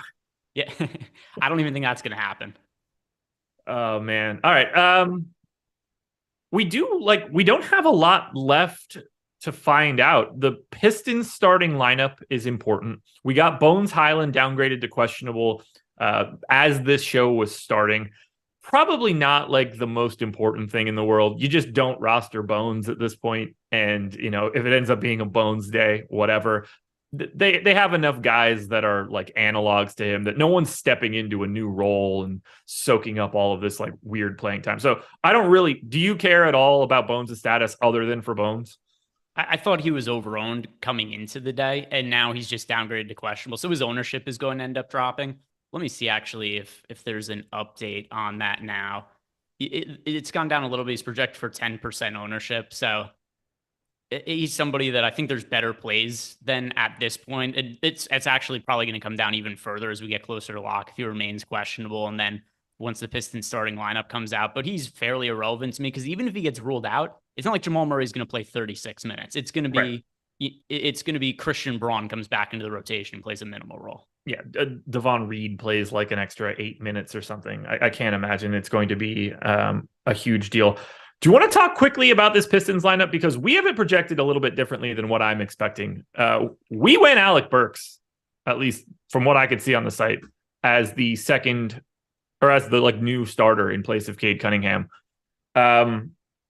If you just look at minutes when Cade Cunningham is off this season, I like to do that to try to get the direction of who normally plays when those guys aren't around. Killian Hayes has played the most minutes of anybody on the Pistons when Cade Cunningham is off. Isaiah Livers is 2. Those two guys to me are the guys that stand to benefit the most here. I don't know if it's Livers or Livers either. I don't care either. So I don't know how to balance this, but I think Killian Hayes has just become pretty interesting, especially if that doesn't seem to be the prevailing wisdom of what's going to happen here. And we might not see that until 7:00. I think it's more likely to be Hayes as the starter than it is for Alec Burks in his return. I also think that it could just be Isaiah Livers as well. Either way, just keep the size out there. What are you doing with the Pistons?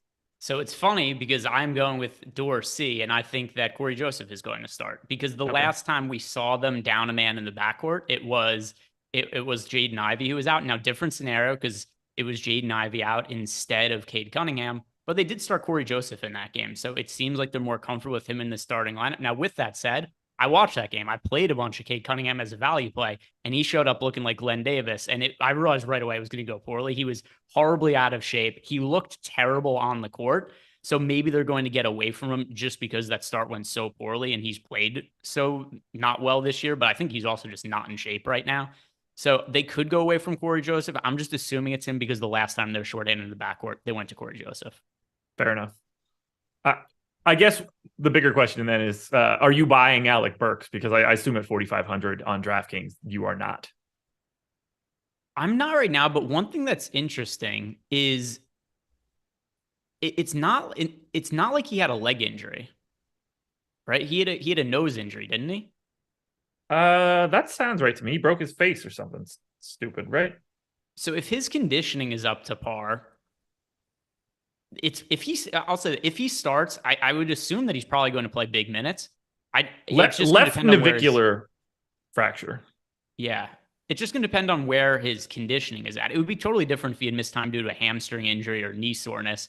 So there is an opportunity for him to play the big minutes if he starts. I just don't think they're going to. It's a foot. It's a broken bone in the foot. Oh, well, here I saw the navel and I thought that was a nose. So yeah. I'm an idiot. Yeah. He broke his belly button. Okay, never mind. I thought that was a nose fracture when I saw the thing. I've never heard of that bone before. They're actually very prevalent in the NBA. Usually they happen for big men pretty regularly. You see that for any of like the oversized type guys, and it really, really messes up your gate. We're already 15 minutes in. I love live before lock, man. This show goes so quick. By the way, with that in mind, no chance that it is that he's going to start and play full minutes. No chance. I agree. I did not do that. I went to 22 minutes. I don't even feel comfortable there, but at his price tag, I don't care at all. I am leaning towards Hayes. I gave him 25 minutes. I think he can play. Like, I think he looks like a really good value play at 25 minutes. And I think that like 31 is live for him today. So that's why I like Hayes is the guy that I'm most interested in. 0.8 fantasy point per minute guy, generally speaking. Livers is like 0.7. Diallo is like a 0.9 guy in case they make it him. But I think there's just so much upside in Hayes's minutes if you want to project him as the guy that it is for right now. I don't have a great feel for it, though. I'm interested to see what the starting lineup looks like. And one thing that does matter with Burks coming back is even if he's going to be restricted, which now that I've learned that a navicular is a foot and not a nose. Listen, I'm not a doctor. I'm not Adam. I don't have a YouTube video where I'm photoshopped with a stethoscope on. That makes me think that Burks very unlikely to play unlimited minutes, but to play just 30 minutes. But at the same time, too, he still takes away from the potential appeal of guys like Livers, Hayes, or Corey Joseph. To me, the guys I really want to get to from the Pistons to make it simple, it's Jaden Ivey and Saddiq Bey. Yep, I agree with you there. Jaden Ivey has become one of the best plays on the slate now. 5,700 on DraftKings. He is a no-brainer.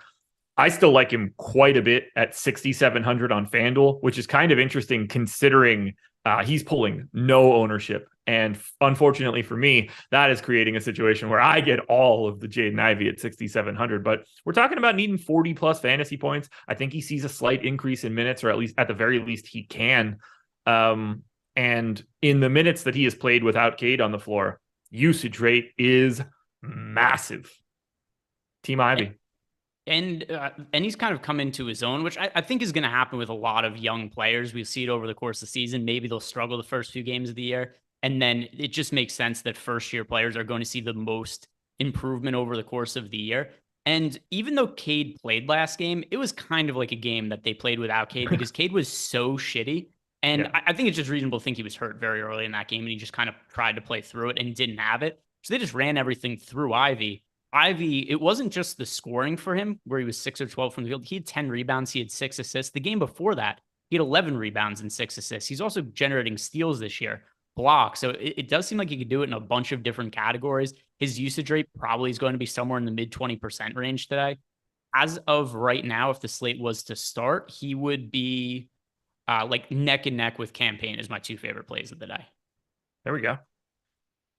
No House Advantage, by the way, is the sponsor of this show. 1, they really like it if you hit the like button, so do that. 2, they've got a pretty good deal for you. If you click the link in the description of our video, head on over to No House Advantage, make a deposit. They will match it up to $50. You're picking player props here, ranking them on a confidence interval. Favorite's going to be 10. You work your way down from there. They've got the 15K slam dunk going today, 5K to first. It's $15 to enter, and it's 31% filled with 40 minutes to go. There's going to be massive overlay in this contest. It will be the best contest that you can enter anywhere in our industry for today.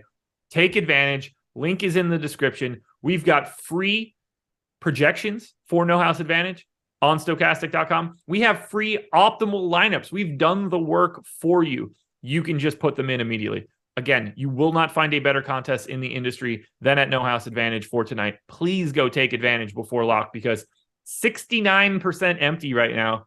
And for more than one reason, that is very nice. We got a question, super chat. This Alec Burks projection on the boom bust on FanDuel is wild. Thoughts? I think we gave our thoughts. We don't agree with it, and I expect it to change. Yeah, I think it'll get updated soon. Yeah. At the very least, it'll be updated by 7:00 when the actual starting lineup comes out. Yes. Based on that injury, I think he's like the least likely person to do it, unless we also get a message that says he's going to be limited to like starting the first, second, third, and fourth quarter and playing like 4 or 5 minutes. Well, you sometimes see that like 20-minute rotation. That's the only way that I think we see Burke starting, is if he's playing just short stints to start each quarter. Yeah, and I think that's probably what we're going to find out. It's going to be, we get those nonsense updates a lot lately where players are coming back from injury. He's not going to be limited, but he's going to play in short spurts, and you never know exactly what that means. I generally take it to mean the guy's going to play like 20 minutes. For the most part, I'm with you. What should we talk about now? Because I think there's a lot of like very obvious things today that we don't really have to talk about all that much. But the one that I'm still curious about, because we're still seeing the massive ownership on both sites.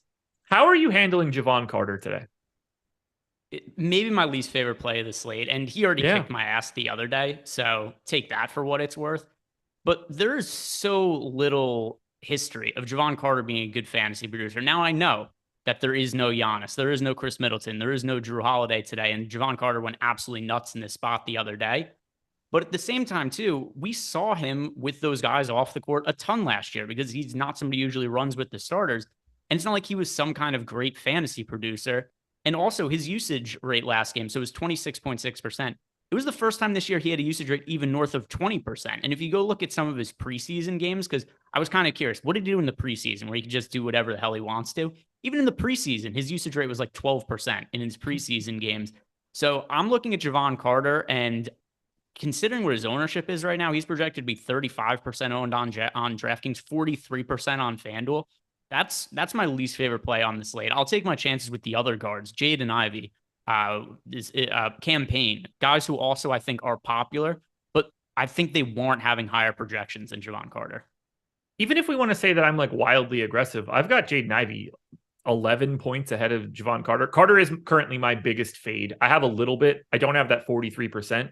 My expectation is that we end up seeing that he's like 30% owned on FanDuel and I have half the field. Just feels like that's what's going to happen. I hope everybody rosters him. I hope he is 43. I hope we missed it low and it's higher than that, because I'd rather just draw. I don't think it's a great play. So I would rather just draw that line in the sand right out of the gate. Like, okay, I don't really have him and 50% of the lineups are dead.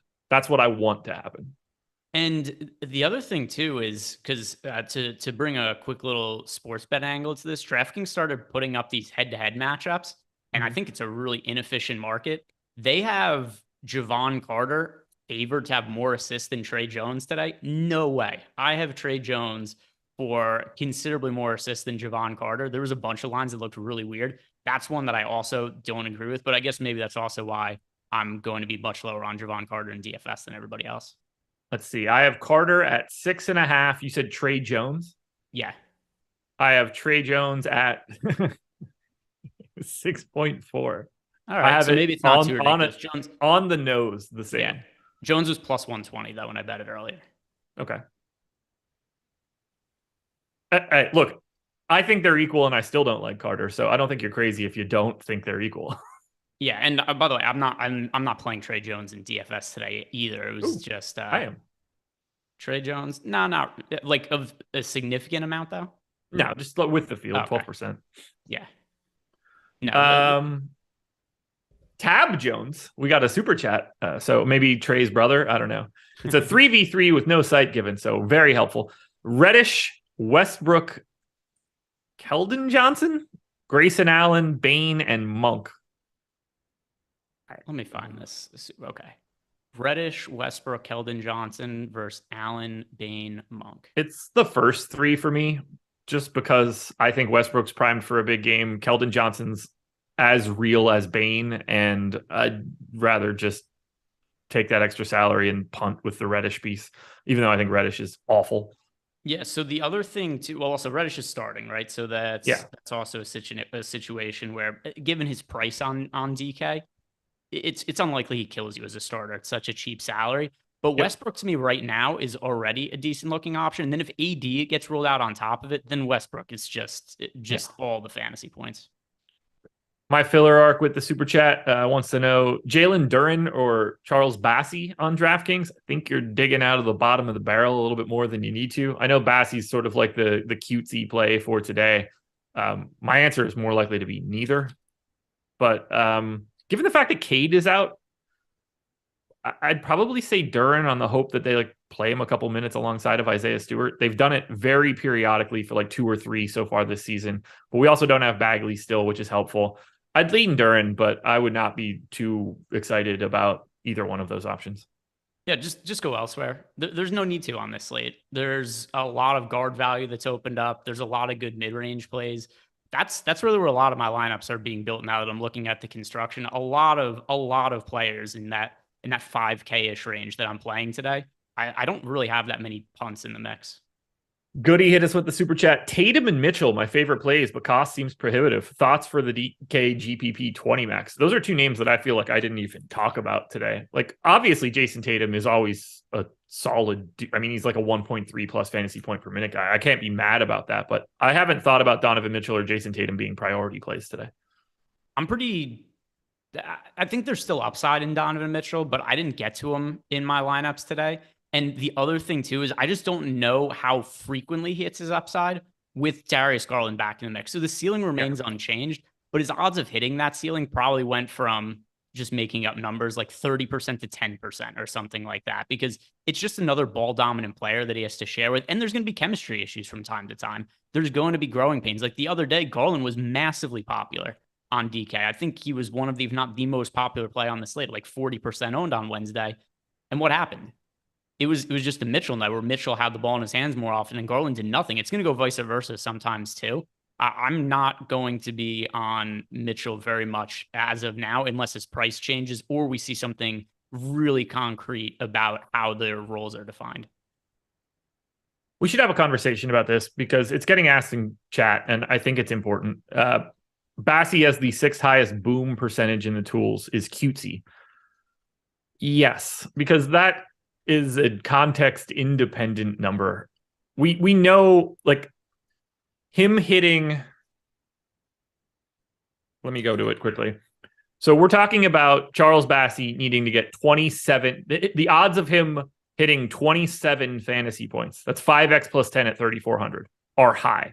That's great and all. If he scores 30 fantasy points and hits that mark, he's also center only. And while he can boom, be totally irrelevant to what you need to do. Like you're rostering Bassi with the hope that like Jakob Poeltl gets in aggressive foul trouble and you get to 24 minutes of Bassi and 35 plus fantasy points. We have to be aware of guys that have high boom scores at ultra low salaries. It doesn't carry the same weight as someone that can put up raw points that make it a necessity to be in a lineup.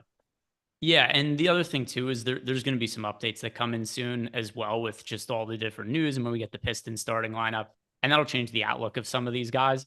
Yeah. It's going to likely be unnecessary, and it's not a play. Let me see. What do I have no lineups with Bassi in them right now. Okay. We had Old Bravo Papa with the super chat. DK last spot 7,100 or below. By the way, Bones Highland was officially ruled out. Bones Island out, everybody. 7,100. Well, it would help if I had more teams than just the Pistons selected in Fantasy Cruncher right now. 7,100 or below. Keldon Johnson? Keldon Johnson, yes. Bobby Portis is very close for me, though. But so I have them with a nearly identical projection, but Keldon Johnson has less than half the ownership. So that's the answer. I have Keldon Johnson by 2 fantasy points, but obviously that is by all accounts basically the same projection as far as I'm concerned. So you can go either direction there, and I think that's fine. Eric said Reddish or Thad Young. Again, I would rather have neither basically, but Reddish feels the safest. Yeah, Reddish. But like just not priority type plays. Okay, so I hit you with the Javon Carter thoughts, and we're sort of on the same page there. Bobby Portis is a very different play across both sites. He is 7K on DraftKings. Still chalky today. I think he still should be. FanDuel, 5,800 with the power forward eligibility and center. 60% owned. I'm eating that chalk at 5,800 for Bobby Portis. It can only go so bad. We saw that the last time out. I think it recovers a bit here against San Antonio. Yeah, it was a really weird game. He got benched, which is just so bizarre to me. I can't imagine it's going to happen again. By the way, another tie into Javon Carter. One of the reasons Javon Carter's usage was what it was because Bobby Portis got benched. I can't imagine that's going to happen again. And if Bobby Portis is on the court, it stands to reason Bobby Portis is going to lead the team in usage. A lot of those shots would come from Javon Carter. But yeah, I think that Bobby Portis is the best looking player from the Bucks today. But with that said, to your point, way different looking play on FanDuel than DraftKings. DraftKings, he's still good. FanDuel, I'd consider him to be must play territory. Sunflower hit us with the super chat. Now we're talking Franz Wagner or Wiggins in a DK GPP. Feels like it's Franz Wagner now with Banchero out, but I don't have a huge issue. If you're a believer in the Warriors minutes now, I think that would be the path to going Wiggins over Franz. I have Wiggins projected for about half a fantasy point more than Wagner, and for me, it is because of the minutes situation. So here's what's happening with the Warriors. I talked about it this morning on the strategy show with Adam. The Warriors bench is maybe the worst in basketball, and it's a situation where their starting lineup is actually terrific. So despite what their record is, their starters, if you just look at the net ratings for the starting five, the Warriors are top 5 in offensive and defensive efficiency just based on the starters. The bench is the worst at everything. And Jordan Poole has been absolute shit this year, and they just paid him a ton of money. So what the Warriors have done in recent games to make up for their terrible bench is say the starters are never coming off the court. And we've got Steve Kerr playing this Nick Nurse type rotation. And I think they might have to do that to win games right now. So I do think guys like Wiggins, guys like Curry are going to play a whole lot of minutes as long as they stay healthy. We're on different sides of this one. I don't think that Kerr is going to run these guys into the ground, but I don't have anything to like back that up with. That's just my feel. There's no like we're obviously going to see it in practice pretty quickly and we'll know. I have a hard time believing that he goes that direction. It just doesn't feel like a Warriors type thing to do, but I hope I'm right because I never get to these guys anyway. And like, I don't want to start now. Yeah. And it's not that these guys are priority plays for me. I'm just saying of the two, I would lean towards Wiggins for that reason. And even if I'm saying I have a similar projection on them, I do think there is a ceiling for Wiggins because I'm not saying he has to play 40 minutes again, but I think it's certainly live that he does it and that he might have to do it for the foreseeable future. Because the way the things have started for the Warriors, they're in danger of being in the play-in game or just being kind of a fringe playoff team if they don't get a lot of minutes out of the starters because the bench has been that bad. I actually have Franz like 2 points ahead of him. So I would be getting to more Franz there.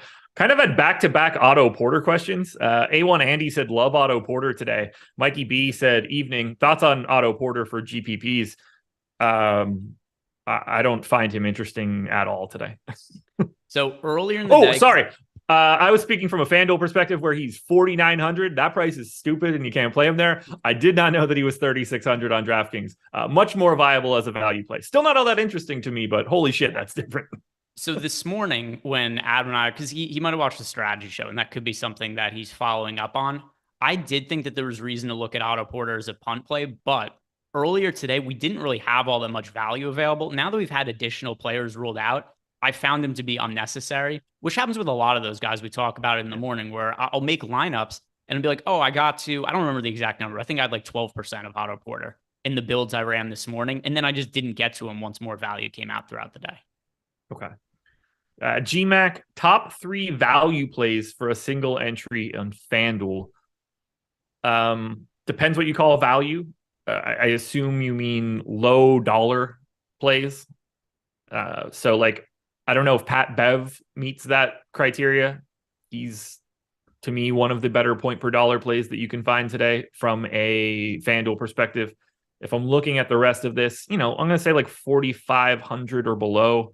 I get a lot of these Laker guys because I have no AD. And I mean, to me, Killian Hayes at 3,900 is going to get slept on. My assumption is that he is going to start or at the very least play, 24 minutes or more. Beverly is my first answer. I don't like a ton at the bottom of FanDuel though today.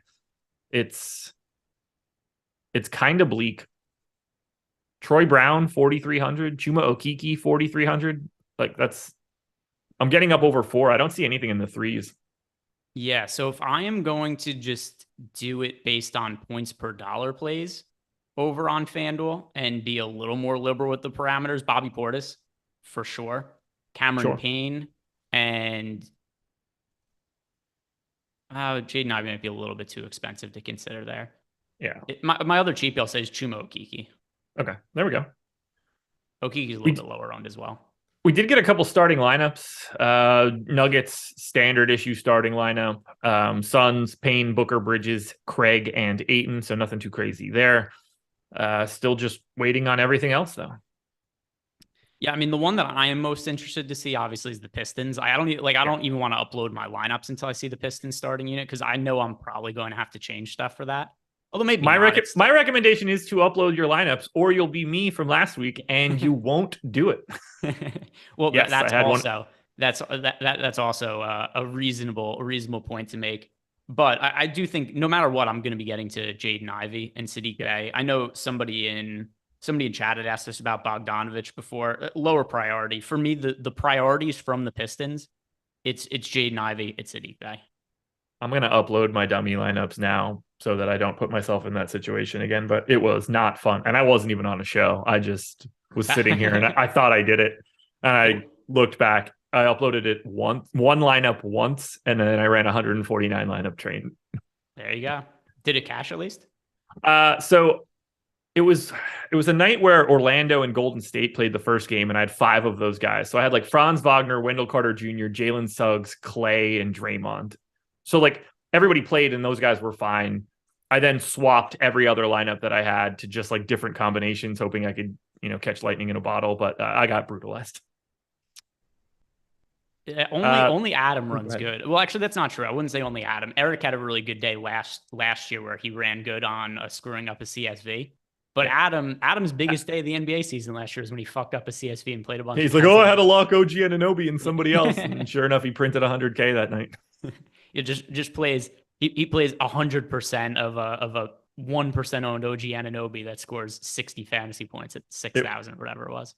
It was exhausting to read. Race fan wants to know who's the priority without Cade for Detroit. Jaden Ivey. Yeah, Ivy 1, Sadiq Bey 2. There's other guys you could consider, but nothing that I'm getting to a really high amount of outside of those two. Eric Traub with the super chat. Who all for the Lakers becomes a priority on DraftKings if Anthony Davis is out? So a couple different parts of this answer. Russell Westbrook is already a good play. He's an even better play if Anthony Davis is out, but don't be afraid to get to him already because I think he's exceptional and he's already getting the ownership. So Westbrook would be 1. Yeah. On FanDuel, Pat Bev is 2. He's only 4,200 there. And he's the second highest owned guy already. But hit me from DraftKings. So it's funny because the last time Anthony Davis was out and Damian Jones started, I hated him as a play on that slate because he was projected for like 60% ownership. And I just thought it was the most insane thing ever.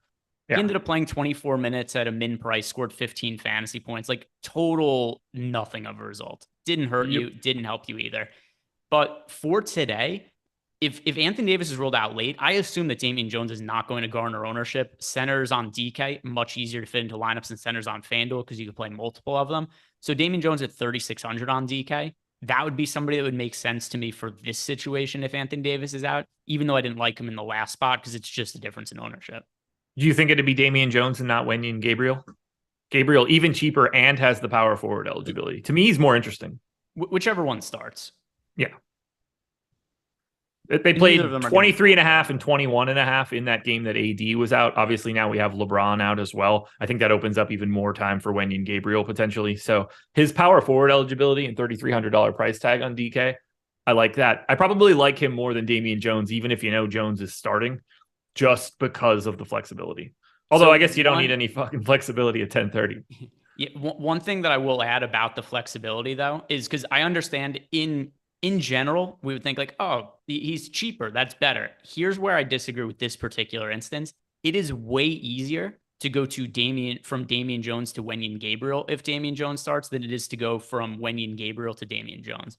Yeah, so you should absolutely be assuming it's Damian Jones. If we if we get AD news first and a later lineup entry, 100 times out of 100, assume it's Damian Jones. It's just way easier to manipulate lineups that way. Yeah. JR with the super chat. Favorite pay up 9K player, small forward, power forward, center. You guys and here's 900 questions in the same question. Which one is it? favorite pay up 9K player at every position. I mean, there's only 6 guys 9K or above, all of them. Is a DK question, I assume? I have no idea. All right, I'll just sort. There are 8 guys at 9K or higher on FanDuel. So it's all of them. I don't have one. They all look the same to me. I'll just answer who I've projected for the most fantasy points at each of those positions. So at point guard, Steph Curry.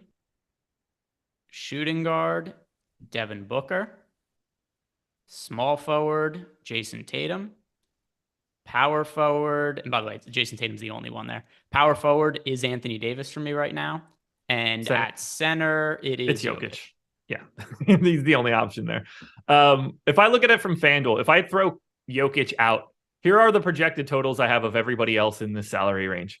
46, 47, 46, 44, 46, 44, 45. Those are all the exact same play. Yeah, I feel like maybe we misinterpreted the question in some way, but I mean, there's just not that many guys to pick from. Yeah. Last man in at forward, 7,100, Anunoby or Keldon Johnson? Keldon Johnson. Yep, Keldon Johnson for me as well. How would you rank the Raptors starters? All 4 of the normal ones are relatively equal to me. Unless it's FanDuel, at which point I don't like Anunoby because he's 8,500. The funny thing is I was getting to a lot of these guys this morning, and then just another one of these cases where other guys get ruled out. And then all of a sudden to me, like Cam Payne, Jaden Ivey don't project massively different from guys like OG Anunoby or Scotty Barnes, and they're considerably more expensive. So if I'm picking these guys out and saying how I would rank them, I don't really like any of them as plays, but I would say, I guess, Van Vliet 1, Barnes 2, and Anunoby 3. By the way, we got an ownership update within the last minute, if that is something you've been waiting on. Yes, let's refresh it and see what's there. We also have a bunch of questions in Discord. I think we're caught up on... No, we have got a couple more super chats yet, too. Oh, my God, we have way more than a couple. Let me click crunch on this lineup quickly. That way I actually have stuff happening in the background while I'm answering 900 million questions. Appreciate you guys for those questions.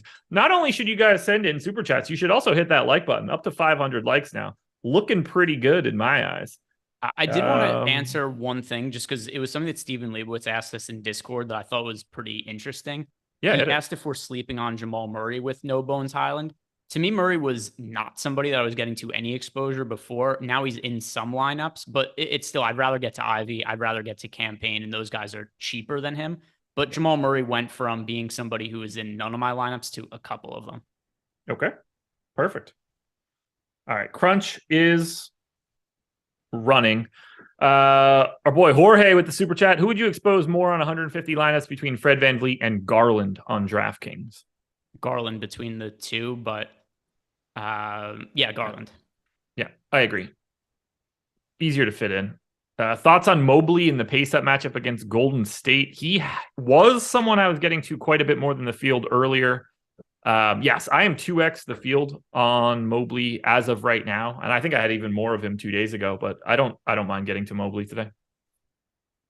So I'm playing a lot of guys in the mid-range, and here's the situation with Mobley. I have him in some lineups right now, but also depending how the Lakers news breaks, I wouldn't be surprised if he ends up in much less of those lineups later. Like I intentionally want to get more players from Sacramento, from Golden State, from the Lakers, from Sacramento, just to give myself flexibility to make swaps when the lineup comes out. If for no other reason, it makes sense to play Mobley for that scenario. And I think points per dollar, he's reasonable. Is Hayes the best $3,900 and below value play today? I think he is if he starts. Pretty crazy we don't have that lineup yet. 7:30 start. But I think he is if he's named the starter. Yeah, let me think if anybody else is. Let me look. Darius Baisley out at least 2 games. Not that that's like super actionable for right now. All right. So what was his price point? 3,900 and below? Yeah. Yeah. Is there anybody else? Because I don't know all the players who are 3,900 or below off the top of my head. Otto Porter, Charles Bassey, Thad Young. Like I want Hayes before that with knowing the Cade is out. He's going to play at least the same amount of minutes as any of those guys.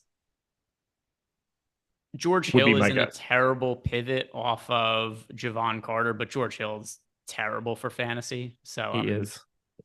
I haven't projected for just under 20 fantasy points, but there's really not that many guys I like at that price point, particularly if Killian Hayes doesn't start. Let's see. Bruce Brown tonight on DraftKings. Is he viable? Yes. But viable is... I don't have him in lineups. Yeah, he's not. I have 2% of him. Maybe he looks slightly more interesting with Bones out. There's an extra 2 minutes or something to go around for. I mean, he played 30 last time out. I don't hate the idea of getting to him. Great positional flexibility, but I also don't love the idea of like making sure that I get to Bruce Brown in the first game of the night. No, and if anybody's a fringe play in the first game of the day who's popping up in a meaningful amount of your lineups, give him the thumbs down in Fantasy Cruncher, because you don't want to play Bruce Brown when you're almost certainly going to get better value plays later. Like even if he looks okay relative to other options right now, better ones are going to become available more often than not. Shit, we got over 3,200 people in here. That's nice. Jorge hit us with 10 gifted subs. Always good to see. Any Poku or Gobert in a FanDuel GPP? I have one lineup with Poku in it. And on my last run, I can't imagine I had much Gobert. He's not on Utah anymore. Definitely typed in the wrong acronym. I had 6% Gobert. Not expecting to get to all that much of him. There's just a million centers. That team's a disaster right now. And it's hard to know exactly what the issue is because everybody on the team is shooting like career worst numbers from three. Is it because the floor spacing is worse with Rudy Gobert there? Is it bad variance? Is it a little bit of column A, a little bit of column B? It's really hard to say. At least as of now, the fit looks probably is the worst case scenario for them. But also from a DFS standpoint, given where a lot of those players are priced now, it's going to make it hard for any of them to be priorities in lineups unless the pricing changes or somebody gets hurt. I mean, Cat's shooting like 20% from three in situations where he's on the floor with Gobert. Spacing didn't seem to hurt the Jazz at all when they were shooting like 42% from three for multiple years with Gobert on the floor. I think it's probably much ado about nothing. And I don't, I assume that people that were playing one way with a stretch five, it's going to take you more than 10 games to figure it out. So like, I don't know. Ask me again in February. Yeah, it's very early in the year to draw any kind of real conclusions. It's a totally different looking team, and I think they're going to need some time to get it together. But at least in the meantime, it makes me not want to play these guys for DFS at what their prices are. By the way, I think this is a pretty important question Jets World asked us, just considering the late swap situations. He wants to know which players from the early games should we be prioritizing in cash games. To me, that is Campaign, Jaden Ivey, and... So DraftKings question? Yes. Yeah, I would say Payne and Ivy. Nobody else. Payne, Ivy. Oh, no, never mind. Sadiq Bey, sorry. Bey. Sadiq Bey not getting a ton of love on the DraftKings side. Certainly cash viable, though. He should be getting love, in my opinion, though. We have Hayes higher than Bey, just FYI. Oh, let me refresh then. I'm looking. People are jumping onto my Killian Hayes thought process. I actually now think that I should have bit the bullet and went to like 28 minutes on Killian Hayes. And now I feel like I'm going to get unrewarded with my original thoughts, but I deserve everything that happens to me. So that's fine. All right. So I just refreshed because I didn't see the...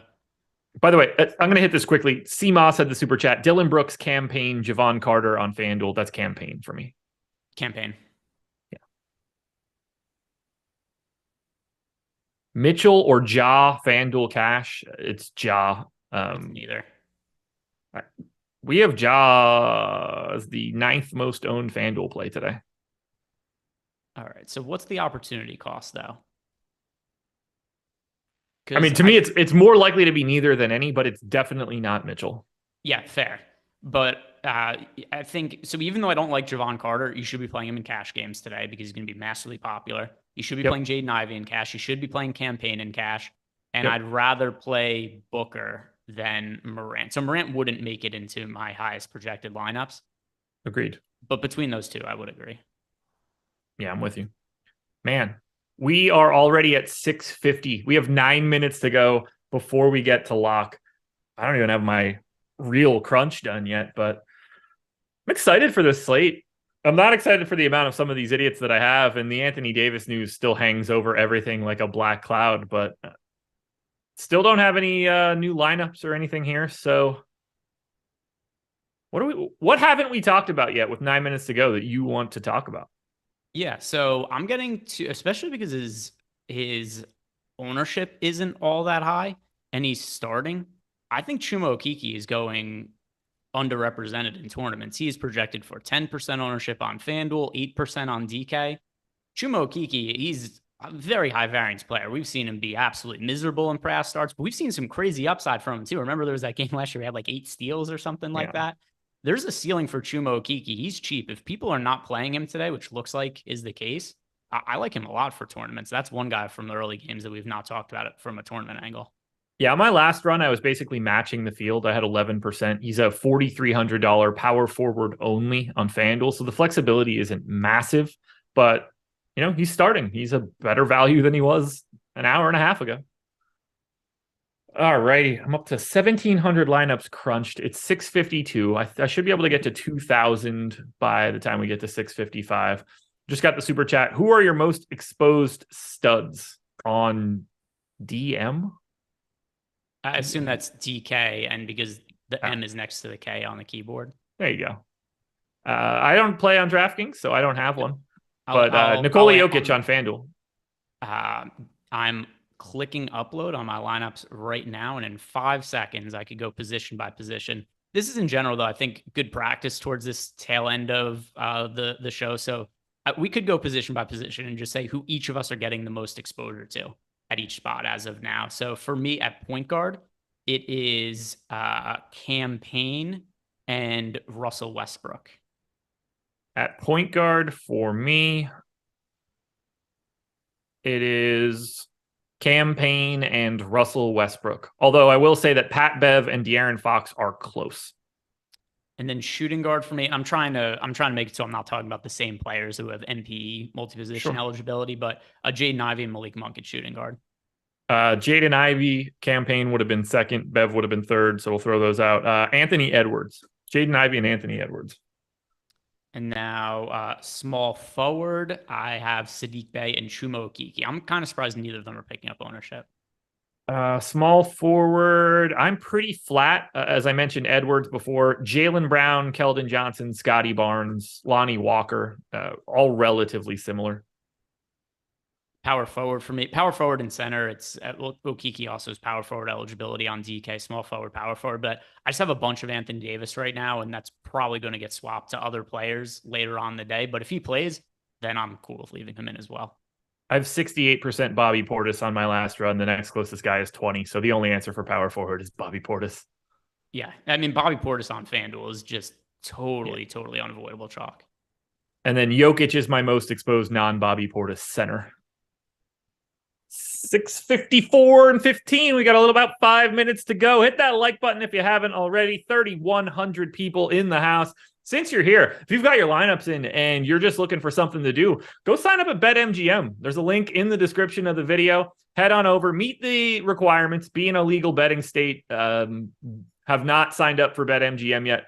You're going to get up to a $1,000 risk-free bet and 2 free months of Stokastic Plus Platinum. If you don't think that that's a good deal, you've never had a good deal in your entire life. So go check it out. And by the way, we have a bunch of questions in Discord. We can hit on some of these as well. But just a lot of questions today. But thank you guys. We do appreciate it. Hard to get to all of them. But Tall Tale wanted to ask us if Cam Reddish is still a good play for DK.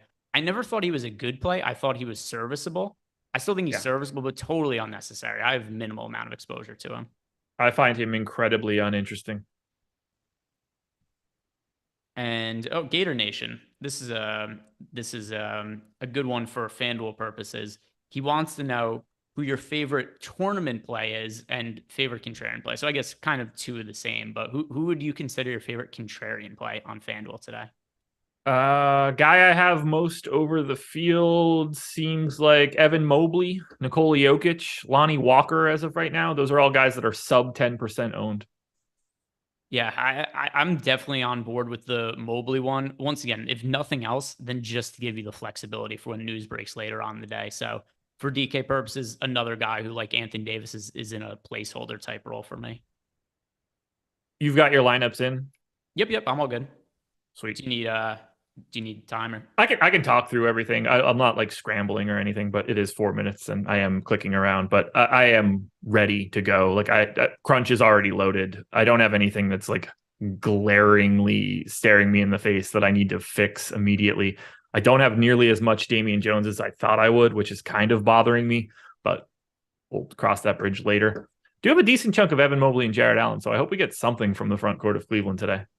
Javon Carter is my biggest fade. I have 15%. Other big fades: Ja Morant, Brook Lopez, Marcus Smart, Malik Monk, Mikal Bridges, Desmond Bane, but nothing too crazy on the rest of those guys. Yeah, I have 5% of Javon Carter. I just no interest there for me relative to what his ownership is. Jordan Loist wants to know whether Lopez or Eaton is the better play for DK Cash. Eaton, right? Eaton at $6,200. If you need somebody who fills that salary, I think that's a pretty easy guy to fit in. And also, he's picking up some ownership, 21% owned. Eaton is somebody that I think definitely makes sense on FanDuel as well as FanDuel and DraftKings. All right. We have 2 minutes and change to go. I have just clicked upload. 150 entries uploaded successfully, which means that I can stop even having some sort of panic in my brain. So I have my final exposures. Who are your 5 most exposed players? Or have you already hit that with no changes? Was that what we hit before? Yeah, it's none of that's changed for me. I mean, the one thing is Anthony Davis is in there for me right now, but it's with the caveat of I don't think that's going to be the case once his game starts. Bobby Portis, Cam Payne, Patrick Beverley, Russell Westbrook, Jaden Ivey are my current top 5 plays for today. Anthony Edwards, not too far behind. Jokic, big stand. We haven't projected for 10% ownership. I have 30. That's just one of those things where like, I'm going to be happy about that. Whenever you have a low owned Jokic, it's never going to be something that I have an issue with. I do have concerns in general about how his production is going to look on a consistent basis this year relative to last year with Michael Porter Jr. and Jamal Murray back. But sure, he's so low owned, and it's not like he's all of a sudden not the Knicks. Oh boy, here we go. Yeah, this is big. Did you see the Knicks lineup? Brunson, Barrett, Randall, Hartenstein starting now. I don't think that I could react to that fast enough. And he's an interesting power forward on FanDuel. Do I have anybody that I can immediately swap to him? So he's $4,800 power forward on FanDuel. I already had 7%. Who do I have that can play power forward that I could just hot swap in the final minute? Does that exist?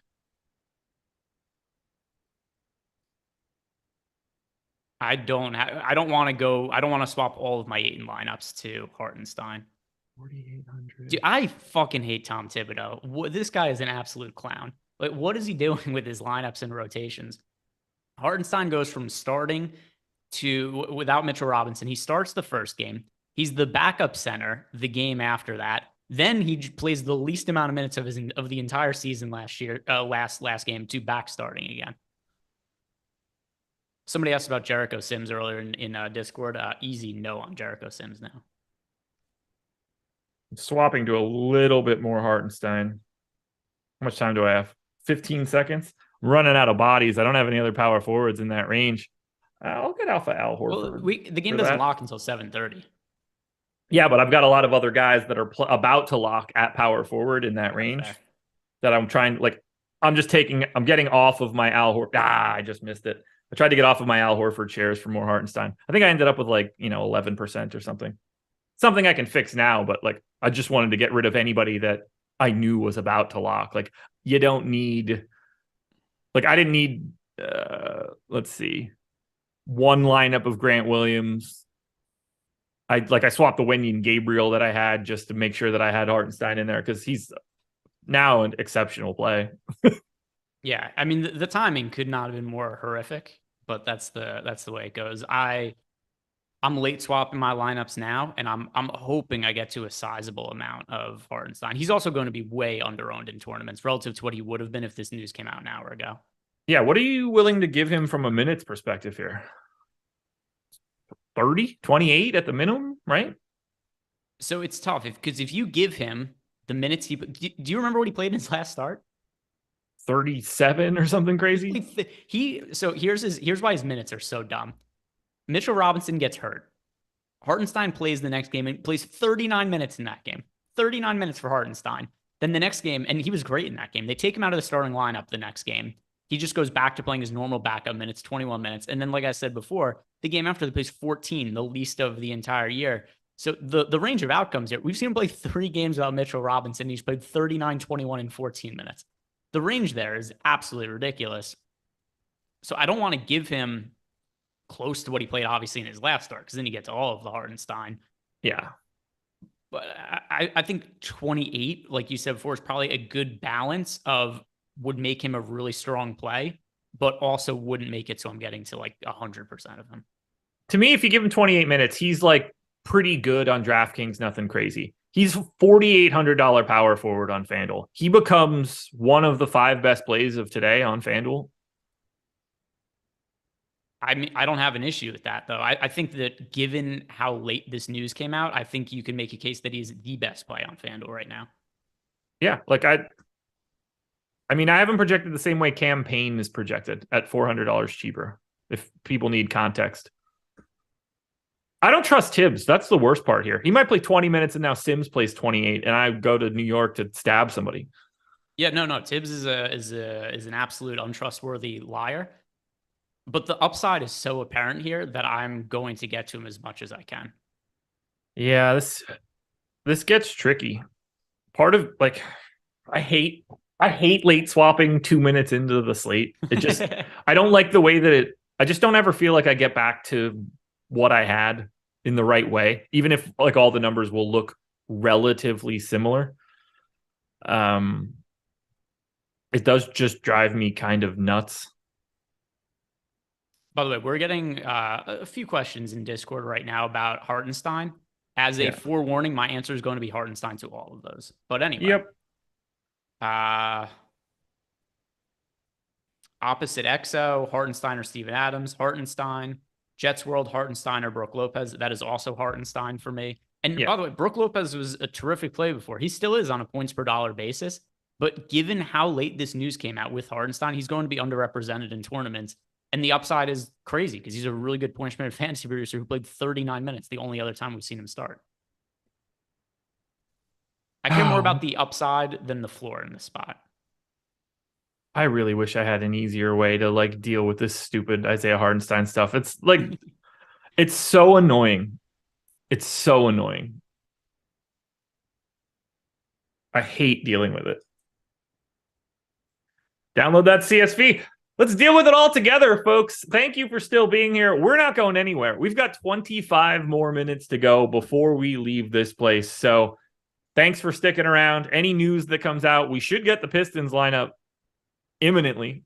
We got an updated Knicks lineup before we got the Pistons lineup, but we should get that Pistons lineup at some point in time in the near future. We'll be able to break that one down. What it is? Corey Joseph expected to start. There you go. All right. I don't have to change anything. Nailed it. Nailed it. Where'd you see it? I just saw it on Twitter that he's expected to start. Yeah, there it is.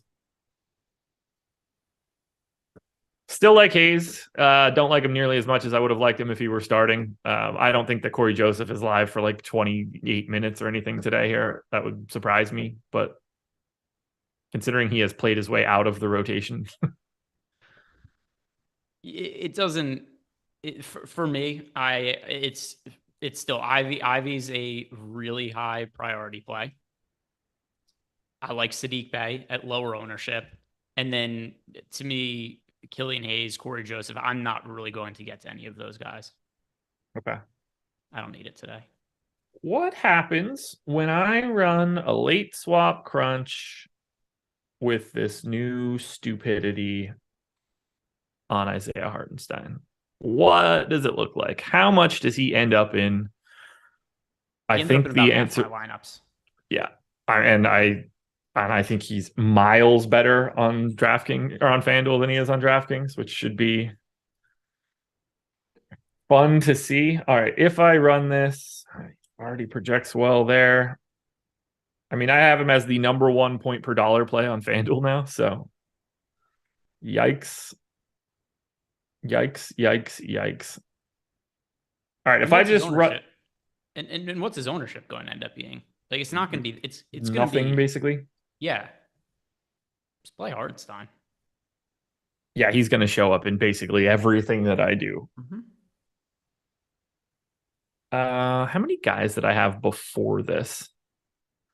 So my player pool had 82 guys.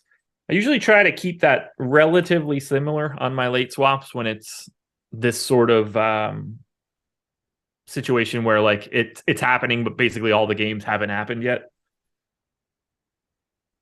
Yeah, I'm getting to like 60 something % Hartenstein now, which I can't say that I don't like it.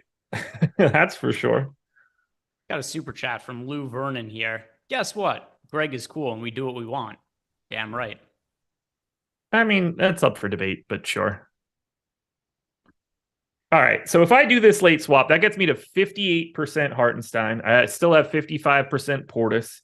I would still have, 48% Campaign, still a shit ton of Westbrook, Jaden Ivey, De'Aaron Fox, Pat Bev, Anthony Edwards. Most of this still matches. I still get my 30% of Jokic. I don't really know who becomes like the guy that I get to in everything after this, but I'm now at a point where I'm not really getting Damian Jones either. And if I'm not getting Damian Jones and Wenyen Gabriel, then I might as well just project Anthony Davis in. I have... Yeah, I mean, if Anthony Davis plays, especially now, what is Anthony Davis's ownership going to be? What did we have it projected at? What do you think? So we had Hartenstein projected for 11% on FanDuel. What do you think that ends up at? Like 20, 25? Game starts in 22 minutes. Here's something else that I think would be necessary information for this. What are some of the ownerships of the players that have already started? That's a good point. Let's see. So obviously from these types of games, Campaign was aggressively owned. So he's in 50%, I would guess.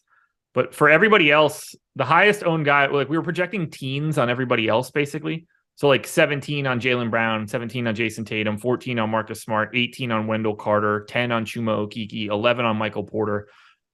There's not a lot of wiggle room where someone's going to end up being like dramatically over-owned in those spots. So something else too is because I'm just thinking this through from FanDuel perspective. So many people aren't getting off of Bobby Portis. There's other players that are going to swap too. I would say 15 to 20% for Hartenstein on FanDuel. Yeah. And DK, he's going to be lower than that. Man, that's wild. Yeah, I mean, I'm going to be late swapping. I don't love it, but I will be late swapping in, I don't know, 15 minutes because I'm going to take the results. I'll use live scores, see if anything interesting is happening. Just make sure that those lineups are maximized. But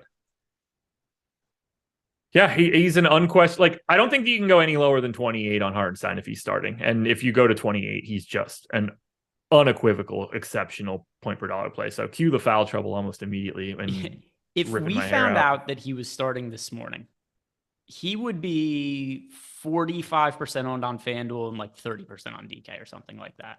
I have him at 4,800, 32.7 fantasy points in 28 minutes. So 1.17 rate here against Detroit. 44% likely to get to 34 fantasy points. That would be his boom score. And I think that he's live to play a lot more than 28 minutes too. Super chat from Sotex, Yahoo GPP, Lopez and Walker, or Hartenstein and LeVert. So this is tough because I don't really like LeVert today, but Hartenstein is now my favorite tournament play on the slate. So I feel obligated to say Hartenstein and Levert. I'm also not sure Levert's price is on Yahoo. Yeah, it's tough for me because I don't like Yahoo at all because I don't get paid to like them anymore.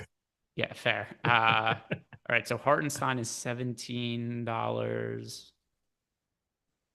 Walk. Okay, yeah, that's it, it's Hartenstein and Levert for me.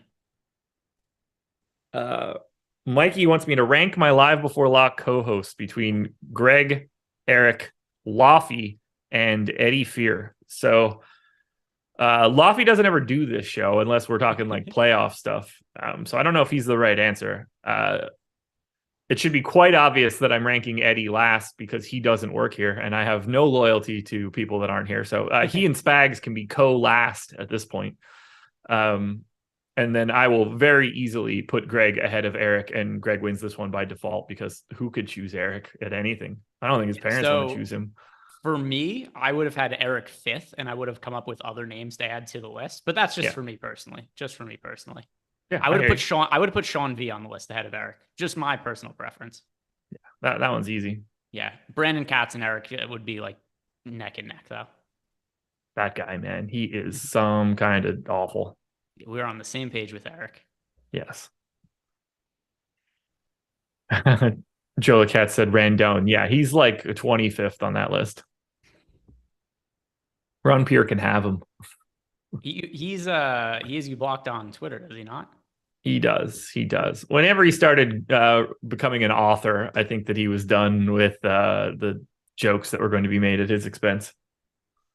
I bet he's doing really well at NFTs though. It has to be, right? I mean, the penny stock grift was, he seemed to crush that too. I'll tell you what he's probably rolling in, and that is sadness. He's probably got a lot of that. I would say that he's rolling in denial. If I had to choose. That too. I mean, look, if he gets destroyed on NFTs and crypto, maybe he can babysit his wife's kid. Whoops. I don't know enough about his personal life. If I knew more about his personal life, I would throw some jabs at him. I don't care enough. I'm not informed. You shouldn't. All right, I'm going to start looking at some ownership to see what we actually got coming in here. Yeah, 15% to Jaylen Brown, 11% to Chuma, only 5% to Jalen Suggs. That's kind of interesting to me. I do want to get a feel of what did I actually play in these games? Who do I want to see that matters? Campaign, obviously. So for me, Jokic, obviously. Campaign, Chuma Okeke. Campaign was 59% owned on FanDuel today. I think I saw him at 52% in the $15 on DK. Yeah, he is. Yeah, 52%, $15 on DK. Franz Wagner ended up 4.5% owned. Had I known that, I would have tried to get more. Although we projected 2, so I guess I did know that. Okeke 10% on DK. I'm pretty happy with that. You should be. Another follow-up super chat from Lou Vernon. Just Greg, 2 exclamation marks. I like Lou. Lou is a good listener. There you go. Am I stupid? Can I just Yes. Oh. That's fair. I walked right into that one. All right. Jokic is 20% owned on FanDuel, not 9.9. Now I want less. Tall Tales asking us in Discord if Bassey is worth a shot for DK GPP. Not for me at this point. No. But also, we've already spoken so much about Charles Bassey at this point that I'm tired of hearing his name.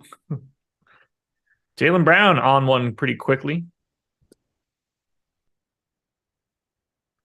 All right, we've got 15 minutes to go before you got to get those lineups in. So I'm going to wait it out on our boy Isaiah Hartenstein so far. Have we updated ownership? No, we have not. I definitely want to see that at some point in time. Yeah, I'm curious to see where Hartenstein ends up. I'm going to play a whole bunch of Hartenstein anyway, and it is always hard to account for some of these late swap scenarios, but that's going to be my guy in tournaments. So excited to also go to the bathroom after this. I'm on like 80 something fluid ounces of water over the past 2 or 3 hours. I'm feeling hydrated at this point. I had a couple too many cocktails yesterday. Is that the reason you're drinking so much water? Yeah, I went to the gym today and it really beat me up. I had to sweat out a bunch of champagne and stuff from yesterday. So I was feeling like ass earlier today. So I've just been sucking down as much water as possible. That does make sense. There are those things you could take now, those supplements that liquid IVs. It's supposed to make liquid IV, but then there's also supposed to be stuff you take the night before that eliminates hangovers. I don't drink, so I don't know how much it works. But I know I've seen you drink at full capacity, and you can probably use it. You have. They're all nonsense for the most part. Like, if you don't want to be hungover, you just. Yeah, that never worked for me, Jordan. That never worked for me if I was hungover. That just makes me hungry and sick. The answer is to get a real IV. It will absolutely change your life. That is why I did it in Dallas with Adam, and it brought me back from the dead. It was like getting 2 paddles. I was ready to go. We also could go look at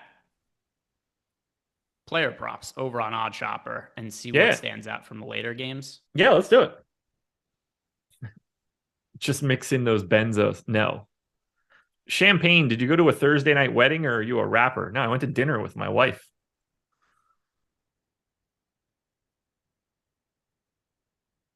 Yes.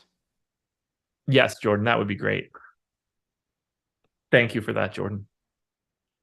Jordan Klein, ladies and gentlemen, producer extraordinaire behind the paywall. Behind the virtual glass. If you guys want to see more of Jordan Klein, it will not cost you very much money. Yeah, 99 cents on OnlyFans. Yeah, which we just got a 99-cent super chat from Ari Cesis here because I think he thought he was buying Jordan Klein with that money. Ari, you are going to be let down by the things you see in those pictures. That's my guess, at least. First 3 months free of Jordan's OnlyFans. I mean, once you see it, you got it, right? I don't even want the first 3 minutes.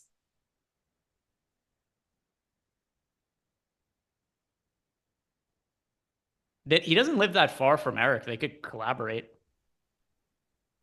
I mean, I feel like people are more likely to subscribe to the Eric OnlyFans.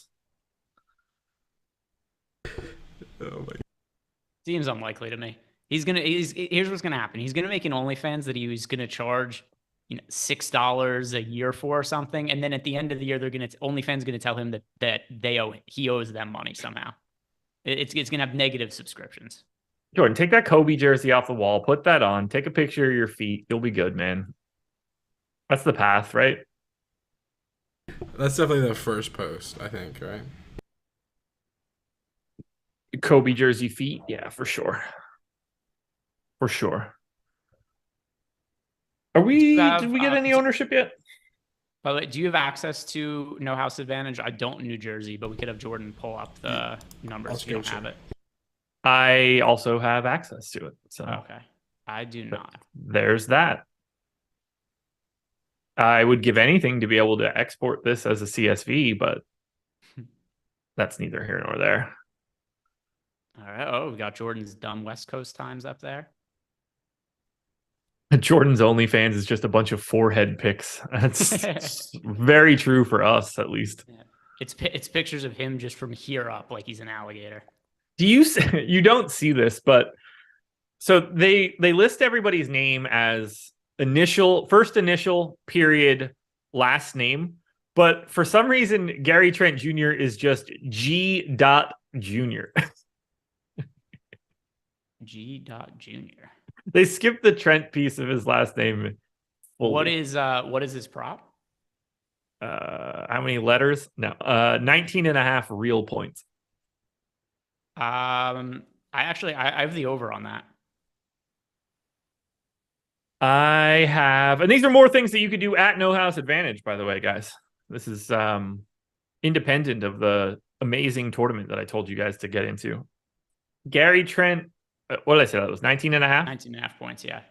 I have it at 19-3, so I would stay away from that one. If I had to take a side, it would be the over. How many minutes did you give him, by the way? 35, if I had to guess. Okay. I closed that tab. I had him for more. Because I got 34 actually. I've got Nick Nurse up to his tricks. I gave him 38. We got an ownership update.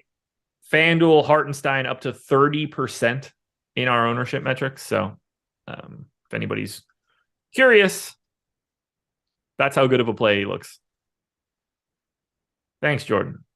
Lopez, Jacob, Allen, most likely to succeed. I love that we go last name, first name, last name there, but Allen obviously can be either one of them. So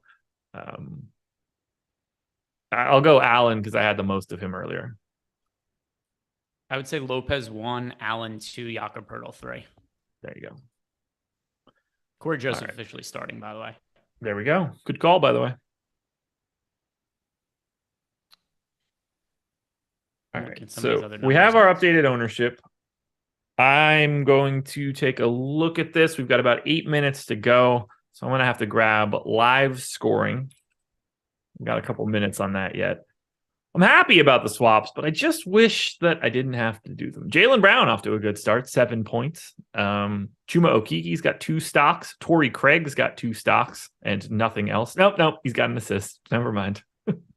Hartenstein's only 6% owned on DraftKings in our projections right now.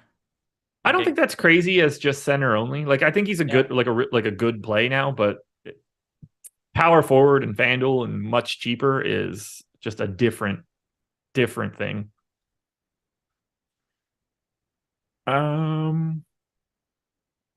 Let's see. I mean, I don't exactly have a ton of like interesting stuff to touch on right now, which I know is not ideal for things that we've talked about recently, but it just feels like kind of tame. Other than Jaylen Brown going nuts. Cameron Payne's off to a good start, 4 points, a rebound, and an assist. DeAndre Ayton has 8 points and a rebound in the first 5 minutes of the game. And then over on the Orlando side, Chuma Okeke has a steal and a block and an assist. Chuma Okeke has his good games are the weirdest games ever. He'll have a game where he scores 2 points, has 6 rebounds, and then scores 1 million fantasy points on FanDuel because he has 7 blocks and steals or something like that. That seems like where he's heading for when he's taken 0 shots in the first 5 minutes of the game and has a steal and a block. Yeah, it's the worst. I hate it more than most things in the world.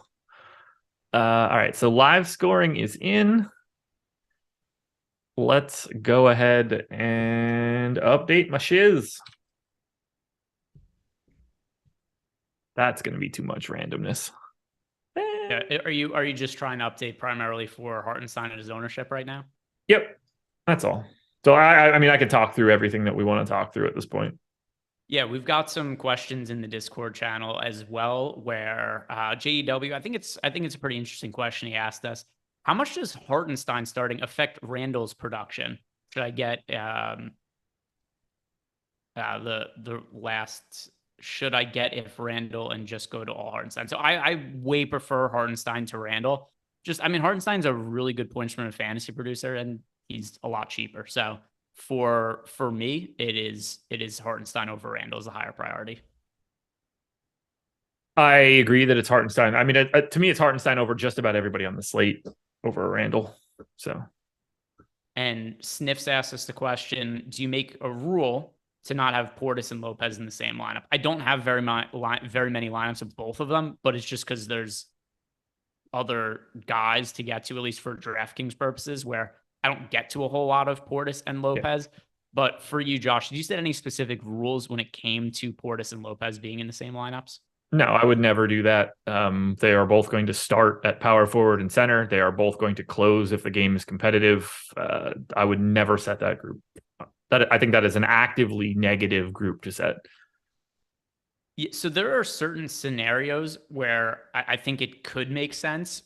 If it's a slate where one team has a whole lot of value and you're running lineups, you just get into like 5-6 players from one crazy good value spot, then you can start to set rules to try to limit the amount of same players you're getting from the same team. For today, though, no, especially not if you're playing on FanDuel. Like Bobby Portis, you should be playing in a ton of lineups. Yeah. And then just Brook Lopez is going to appear in some of those.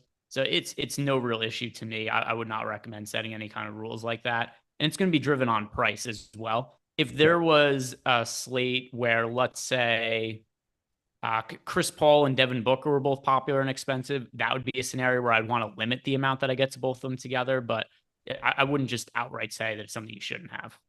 Agreed. We got 4 minutes to go. If you don't have your updates in, you're probably me. But this is when you only have to click late swap optimizer and get 150 out, you can really push it to the last couple seconds. So yeah, I'm going to get to about 50% Isaiah Hartenstein, and I don't think that that's all that crazy. I think he just looks absolutely exceptional. I mean, if we're right and his ownership projection is in the high 20s, I still think that that's significantly lower than what it would have been if he were available from the beginning. Absolutely. And if I'm lucky and it comes in ultra low, like, I'm happy. If that's what kills me today, touche, life. Well, I'll tell you who's not going to kill me today. Chuma Okeke. He's already like halfway there. Jaylen Brown doesn't appear to be that guy either. All right. My updates are not in. While you're working on that, we did get a question in the Discord channel where somebody was asking us if we prefer Killian Hayes or Corey Joseph today for FanDuel purposes. At this point, my answer is neither, really. Josh, I know you were a little bit higher on Killian Hayes, but did he end up becoming any kind of real priority for you? I have 7%. So not really.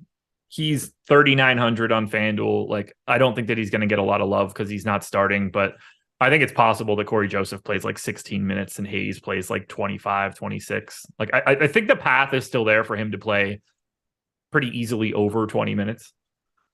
Yeah, it's a spot where for me, so much other value opened up. And then also with the confirmation that Corey Joseph is starting, I don't think the ceiling is especially high. And I do think the floor is low for both of them. So I'm just elsewhere for me.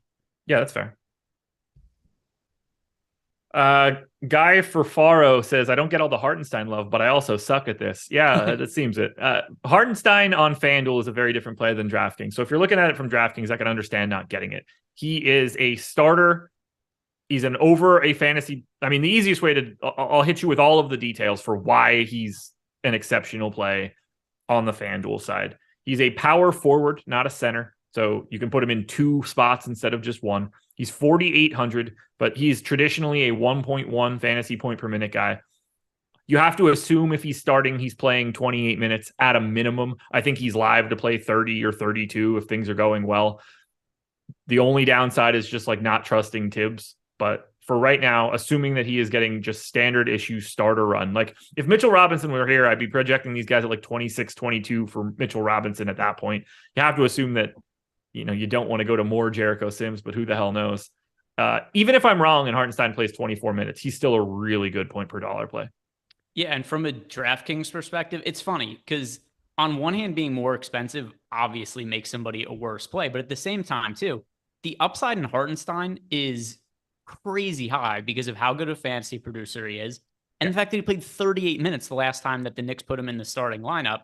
So let's say he hits those kind of 38 and a half minutes, by the way. If he hits that same kind of mark today, if he plays 38 minutes, I mean, you're looking at somebody you're projecting then for right around 40 fantasy points at a 5,500 price tag on DK at almost no ownership.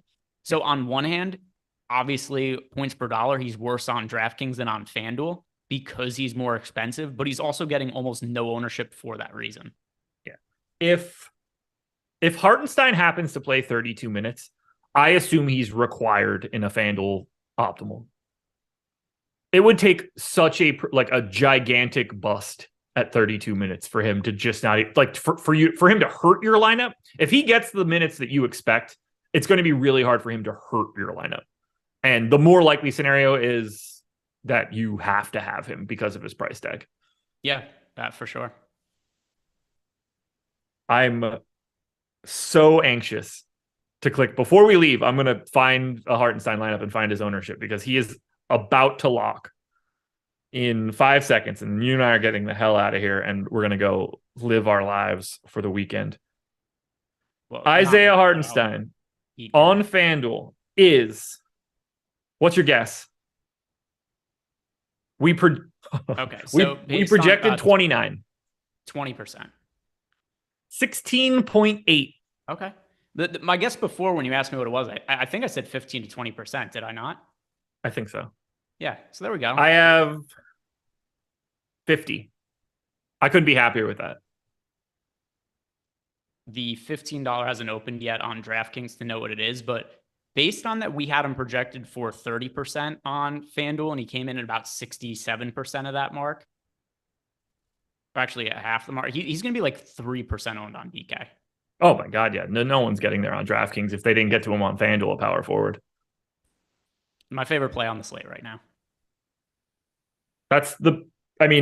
To me, I think that I have cornered the market on 75 Isaiah Hartenstein lineups that could be winners today. Like that's how happy I am with how that shook out. Hartenstein is 8% owned on DraftKings. That's still not exactly what I thought, but either way, I'm way overweight to that number and pretty happy with it. Well, there we go, everybody. Friday in the books. We have closed out the work week. I was about to say I hope everybody had a good Veterans Day, but that is like a really weird thing to say. But just like honor your vets if you can. Thank you to No House Advantage for being the sponsor here. Make sure you're listening to us on these days for No House Advantage, guys. The overlay is as good as it gets. Thank you, guys. Enjoy your weekend. I'm out of here. Go Isaiah Hartenstein.